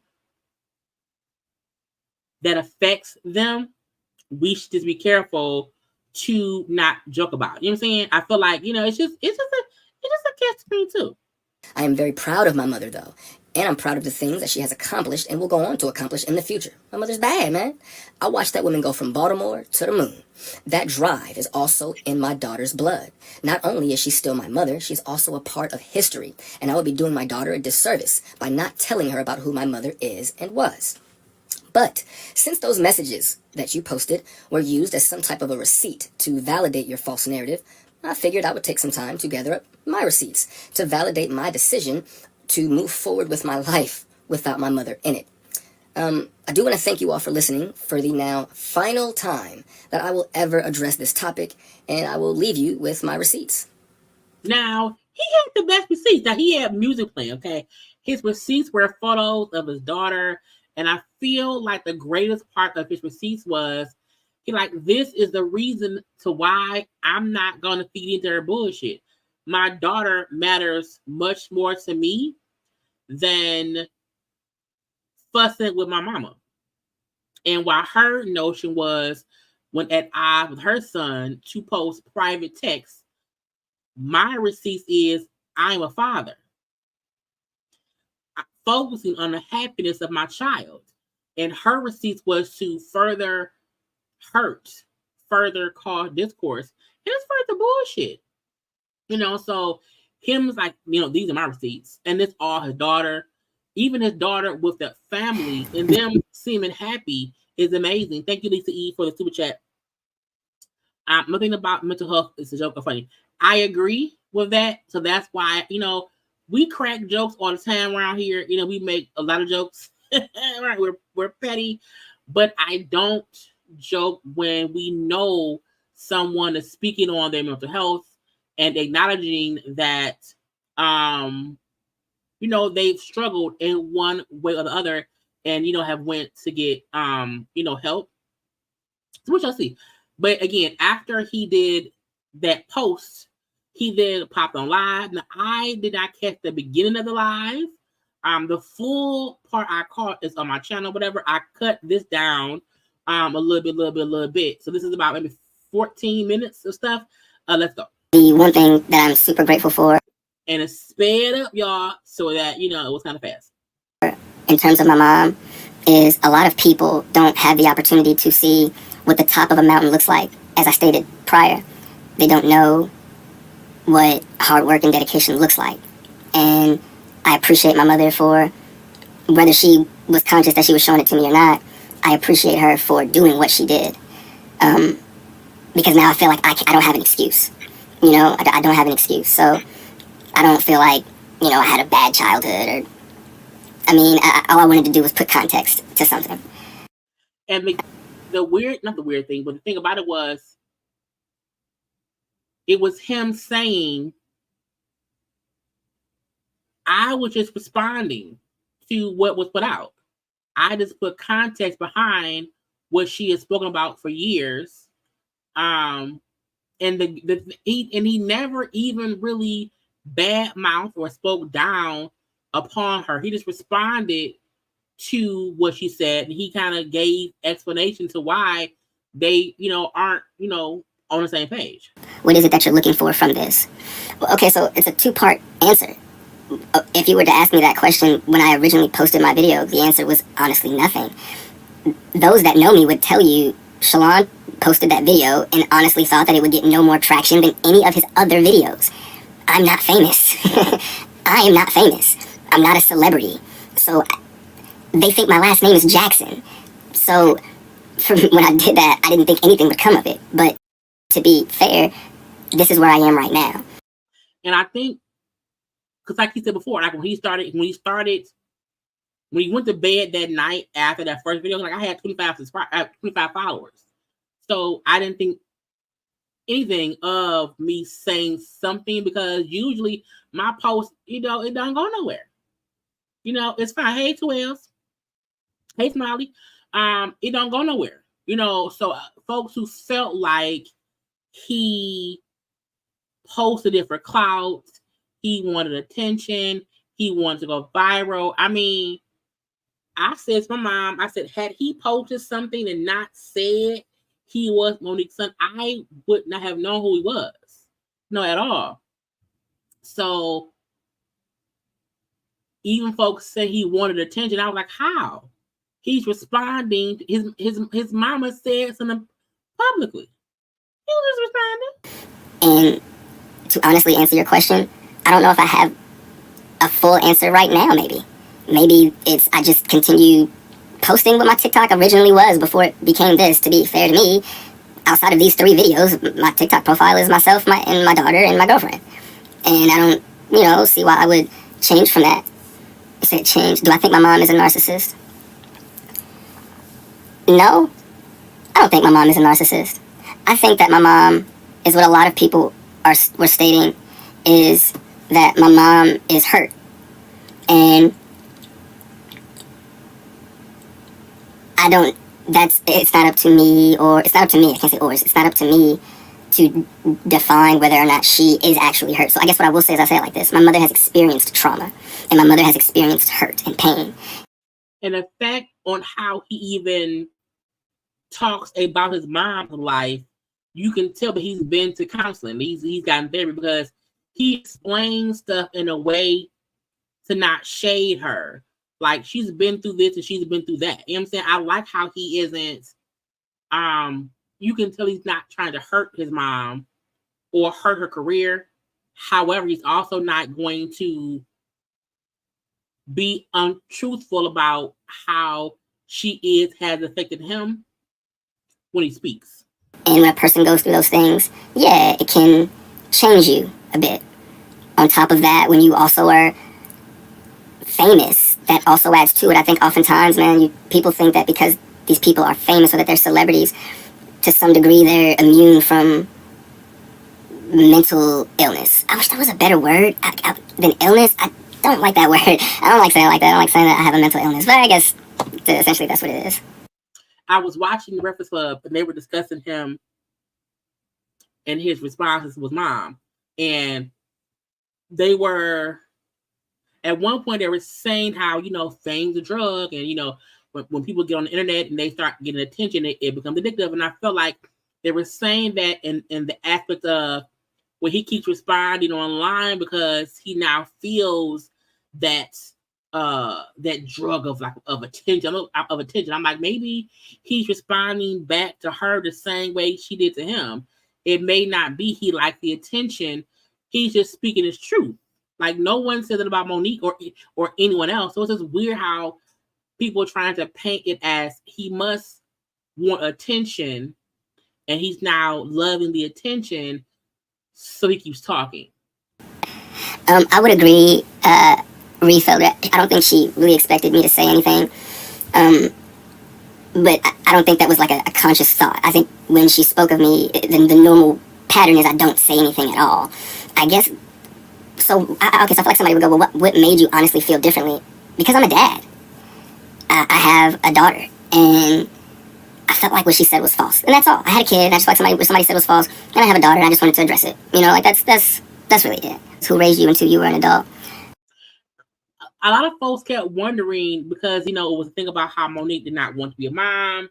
So who raised you? I think we've never even asked Monique, the son who you did not want to be a mom to, or who raised them. So I'm happy he, you know, because he was answering questions of people that were just in the chat. A lot of people. But no, I kind of moved around a lot. Excuse me. Let's try. I moved around a lot. So I lived in Texas. I lived with my father up until I was 17. I then moved here to North Carolina. I lived in Georgia. Thank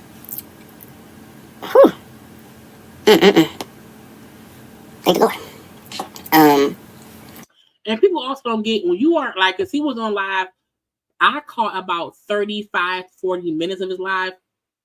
I think he was talking more than that. You're like, our lips and our throats get extremely dry. That's why we always have our water right here. So I think it was funny seeing him talking. He was like, my mouth. So I'm like, because talking, and like it drains all the moisture. But I would say that, I mean, my parents, like I had a house that did have parents. I can't give off I don't want to give off the impression that there weren't people that raised me, but I mean, it was a multitude. It was people. like there were people that raised me. Part of the reason why I speak the way that I do, if not all of the reason why I speak the way that I do, it's a two-part reason. Growing up watching my mom do award shows, I would sit backstage. I never liked sitting in the audience. I would sit backstage and I would watch how she could read the teleprompter really good. And there were times when it would just go really, really, really, really fast. And I learned that you had to learn how to articulate your words, or you had to learn how to enunciate your words. My father is an incredible journalist. And he's very big on vernacular. So when living with my father, my dad was, you know, very big on this is how you say this and this is how you say that. And that kind of carried over into my adult years. And him saying how I watched my mom at award shows and watched her have to read the teleprompters is also a testament to Monique saying she didn't feel like being a mom. So it also makes me wonder, even though she had him with her, he probably still felt neglected because, again, she's work. You're here with me, but I'm working. So even him seeing her in action, it made me feel like, well, how was she when they were together? Because I'm watching her work. And I'm like, it's so sad, you know? And just the concept of there is a correct and incorrect way to say certain words, I think, but some people have accents, you know what I'm saying? I understand. Have you observed your family being abusive to your mom? No. Not at all. I haven't observed that. What I can say, from a son's standpoint, right? And that being my mother. Uncle Sidney, and I'm going to address Uncle Daddy's son properly why I call him Uncle Sidney. When Uncle Sidney came into my mother's life, if I remove how it made me feel, on the outside looking in, it did seem like my mother was happy. It's sad that he had to say, you know, despite how I felt, despite how it made me feel, her being with him, she got happier when he was there. You know, to even have the wherewithal to feel or be able to say, despite how I felt, despite how it made me feel, she was happier when he came around. I watched my mom move differently. And as a man now, looking back on it, I understand that was his doing. Regardless of how I feel about him, he's not my husband. He's not my husband. It's not his job to please me or make me happy. And that's the sad part right there. Because I feel like when you are a parent and you bring someone into you and your child's life, they are supposed to make your child happy. But there's such a separation into who Uncle Daddy Son was to Shalom versus who he was to Monique. It's clear that there was never a notion of him having to be a father figure or anyone to make Shalom feel more loved. You know, because when my mom met my dad, I don't ever feel like he did not try to make sure me and my sister, who was in the household, and my brother, who, you know, would come over on weekends and spend time with us, that his goal was not to make sure his kids were happy. You know, the way he had to make my mom happy was one thing, but as parents, you were supposed to also make sure your children, you know, are happy. We may not be happy all the time. We sometimes get pissed off. But I feel like even him saying like it wasn't his job to make me happy because he wasn't my husband, because there's a clear distinction into he also was never really the father figure, because they never, Sydney and Uncle Son and Monique never tried to make them have a connection. My mother's weight was an issue.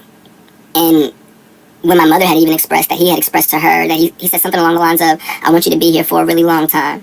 Can I sit here and say, well, I should have been important enough for my mother to do that? Man, yeah, but that's corny. But the fact that he did, you know, inspire that, there were things that did take place.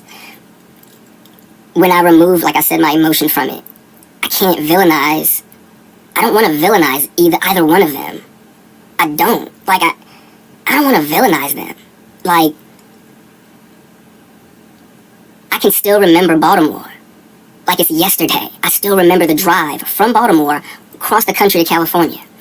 I can still remember coming home from school, and my mother had tears coming down her face, and I said, Ma, what's wrong? And she said, I got the part. And I said, for what? She said, it was how she worded it, because the Parkers wasn't set in stone yet. It was... No, it isn't rude. It isn't rude. However, make sure to also go to their channels and mention my channel. That's all. Something like to play something in a pilot role. And I was like, oh, okay, word. I didn't really, and for a long time as a kid, it never really dawned on me who and what my mother actually was. But then, like I said, we weren't in California for very long until when that moment happened. We were at Canoga Park Apartments. We left from those apartments. We moved into a one-story house around the corner. And we went from that one-story house around the corner to the two-story house around the corner. She went from that two-story house around the corner to her first $1 million house. And I still remember it like it's yesterday. I just don't like the narrative. But I don't know if I can cuss on here, but I'm effing proud of that woman. I really am proud of my mother. I just didn't like that narrative. Like, that's all. But damn, yo, like, I can see why she gets frustrated oftentimes with how the industry may respond. Like, I was a stand-up comedian. I got my own show. Then I hit movies. I hit the ground running. I co-star, I think, in my first major film. And out the gate, I win an Oscar, which I think it was a weird moment. But I think that is like I'm gonna sound like a corny nerd. That's a fucking Xbox achievement. That dead ass is an Xbox achievement. To have done it the way that she did, and it is a salute. And to make it about black women for a second, because I do have a daughter, there does need to, I think what she says in reference to Hollywood oftentimes can be correct. I may not agree with her approach to it, and I think that is the disconnect. And the fact that even speaking on his mind, he's still not demeaning her, speaking down on her, trying to negate when she has real issues she's speaking about. It shows that Monique and Uncle Daddy Son probably don't really be listening to what he's saying. Or I also feel like some people don't fully watch what he says, and they feel like he's an ungrateful son and he should shut up. But let me hit that button real quick. Sorry, y'all.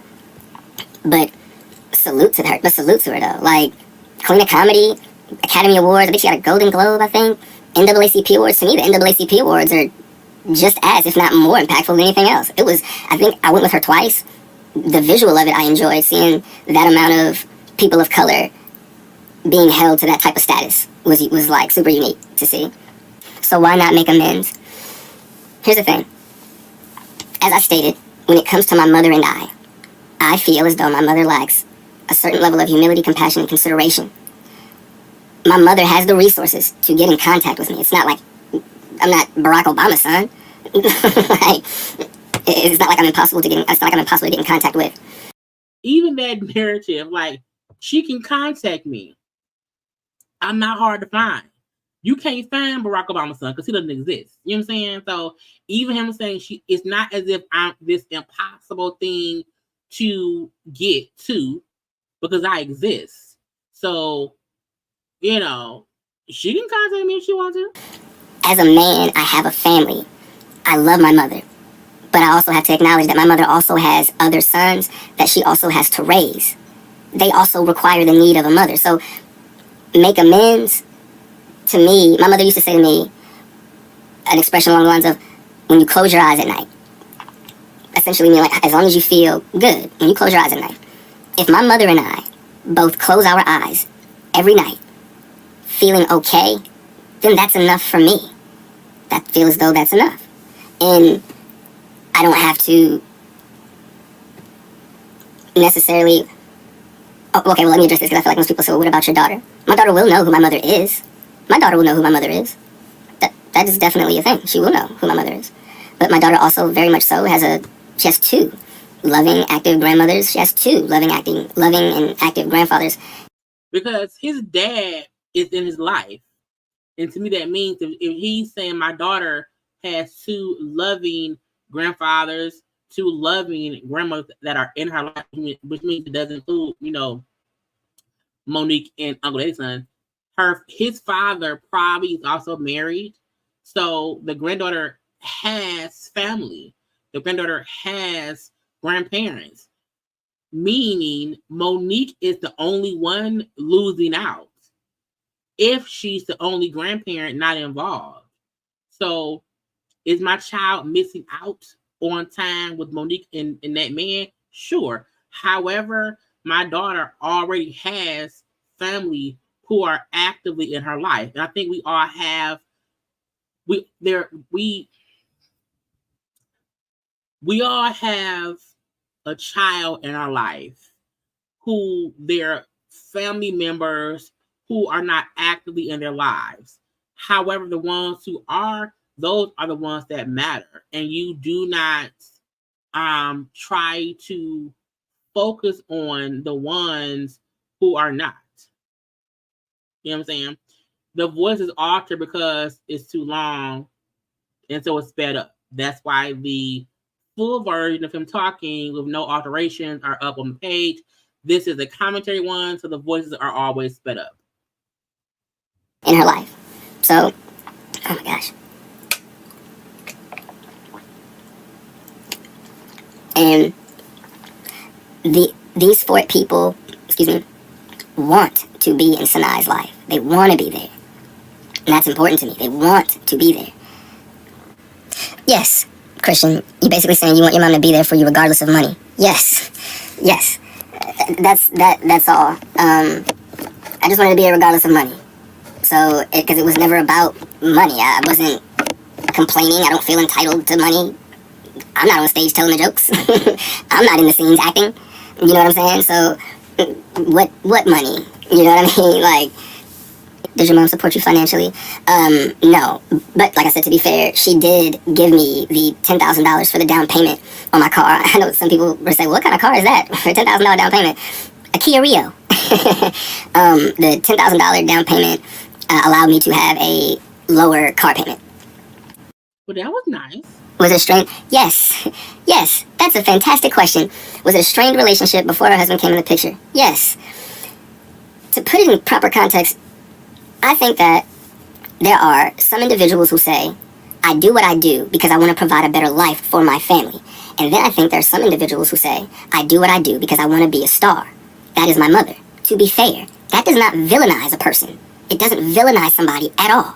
But when you do have a child, once you birth a child, it's fine to still say, I want to be a star. But why not still say that, but maneuver in the name of your, I want to do this because I have a child now. Now I have an extra motivation to do this. Now I have an extra motivation to do this. You know, your mom admitted she made mistakes. The admissions and all of those things, that was never the point of me saying anything. I also feel like sometimes Monique will admit to stuff so folks can't say she hasn't addressed it. It doesn't mean she admits to it, fixes it, and then make sure there's no issues. She'll say, like, I didn't want to be a mom. I was focused on being a star.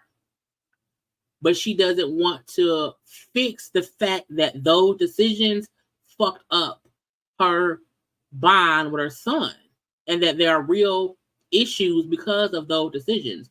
So she will admit to doing things just so that no one can say she's hiding it. But when you ask, well, what have you done to fix it?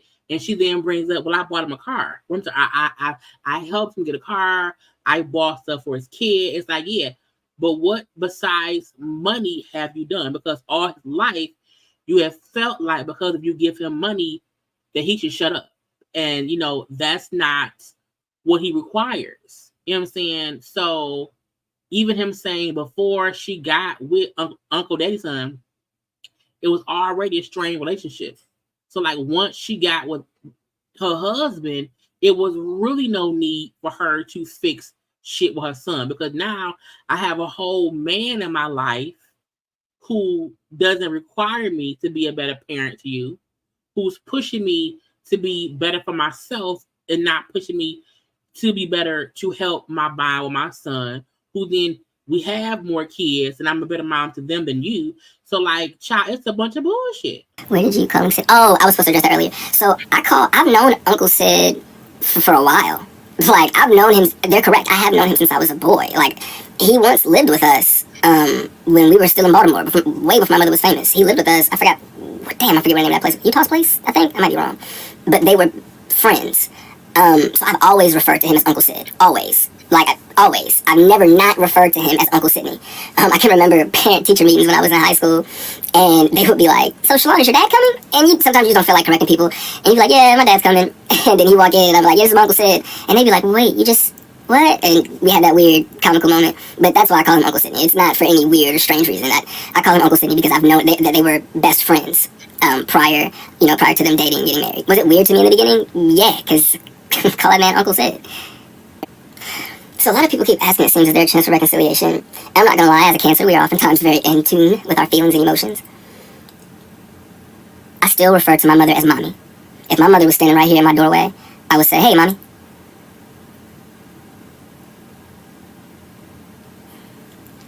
He got really emotional at this point in time. I had to cut out some of the space pauses because he was trying to gather himself to fully express it without like breaking down or whatever. But just to touch on, you know, him saying how it was weird having his mom marry Uncle Sidney. It was weird, you know, having to not explain why he said, yeah, my father coming, but then calling said person Uncle Sidney. You know, that's strange. That's why I say when a person marries someone and you are the father figure, you know, you want to be able to openly say who that person is. Even making him have to figure out how to explain shit was weird. Okay. But child, Monique and Sidney did some assholes.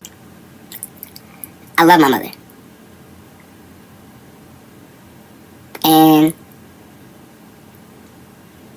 I'm only looking up because I'm trying to keep myself together. But I love my mother. And I can remember the first time that I saw my mother in Sinai. And Sinai is his daughter. My little girl had a dance recital. And all the little girl, everybody was sitting down. And Sinai, she wouldn't sit down. And she looked out. Excuse me. She looked out into the audience. And she was so unafraid. But she was so intrigued by what she saw. And Miss Cheryl, shout out to the dance company. She was trying to get Sanaa to sit down because she was talking, and Sanaa just wouldn't sit down.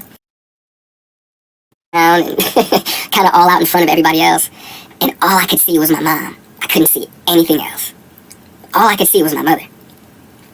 That moment didn't make me feel bad. It was a bittersweet moment. I apologize up front if what I'm going to say makes me sound selfish. For a mother to state that you weren't interested, I just want you to give the same effort that you gave to being Monique and to wanting to be my mom. I said, damn. And the get you gotcha is Monique don't even see that. Him saying she put in a whole lot of effort to become Monique. She put in hard work to get to where she is, but she didn't try to do that and being his mom. And even the fact that, this is now he's 33, I think 33, 34 years old now. And even all these years later, when she has 3 other children who have a great bond with her based on, them getting a different version of her than he got. It's weird to me that as good of an actress as she is, that she don't realize the same hard work she put into becoming these characters, she can't take the same effort to just be a good mom to him. And that's why when he speaks about her, he don't bash her at all. He just talks and says, how he feels. That's all. That's why it was bittersweet. Because I could see you. I just want my mother to want it, if that makes sense. But I have to be okay if that's not the case. Right? So, as Sanaa's father, I gotta make sure that my baby girl knows where she comes from. But reconciliation, I won't say no, is the way that I will approach that. I won't say no. God, Mother Nature, and the universe, those 3 things, number 1 being God, but Mother Nature is a thing, the universe is still a thing. But God, I'll stick with God, because that's the main person I go to. God works in such a mysterious way. Do I think that my mother and I could sit back and bust out laughing that this moment in time happened as she holds my daughter? Man, Sure, right? But it is what it is. It is what it is. I think and it's going to sound like I'm defending them, from the outside, yes, it comes off like he puts a spell on her. And even I addressed it. It does come off like my mother is not competent, or I don't know, I guess maybe capable is the word, at speaking on her own. And that's something that does bother me about our relationship dynamic. But I don't think it's as deep as a spell. I do. Again, he said how he, that was his last time speaking on his mom. I feel like that's only in the hopes that Monique will not speak on him anymore. I feel like that's only in hopes that he doesn't have to defend himself in some kind of way. I'm happy that after Monique put out those text messages, that she seemingly has not put out any other responses to his mom. I'm happy that she's not putting any more responses to him. After that, because I feel like if she do, that's just Monique again trying to be Monique. That's Monique trying to make sure the way she is in this world is looked at differently, and how she kind of sort of don't care about how it makes her son feel. I I follow him on TikTok. I do think he has a way of having conversation that seems great. He's just expressing himself and what he went through, and the fact that his expression of what he went through with his mom probably makes other children feel heard who possibly has went through the same thing with their parent. You know, everybody has a niche of people who they connect with, and maybe from this he will connect other people who feel unheard and can maybe feel heard and seen, and they will also express themselves and also realize that the way to express yourself to a quote unquote absentee parent doesn't always have to be, you know, mean, nasty, name shit. Sometimes it's as simple as, this is what you gave me, this is what I miss, this is how it made me feel, and that's my truth. And so I applaud him for that. Okay. Anyway, y'all know it's late. We done for the night. We're done for the night. Okay. I hope y'all had a good time. We ended up being a 3-hour tour. Y'all called it in the beginning. Not that I don't know, but we ended up being a 3-hour tour. Y'all, I had a good time. Okay. And you know, I be trying my best to not be so long-winded, okay? Solo dolo around here. But I appreciate all the watchers of it all. I hope you all will have a good evening because it's midnight here. I'll be live tomorrow sometime for some kind of conversation. So come on back tomorrow. Always subscribe to my channel. Become a whole JayBird. Make sure to cut on the notifications because that let you know when I'm gonna be live. Okay. Follow me on social media at JayLeesCorner on IG, Twitter, and TikTok. Y'all know, like, comment, and subscribe, and share, and all of that. And I will talk to y'all tomorrow. Be good, be good, be good. You are loved by all. Bye.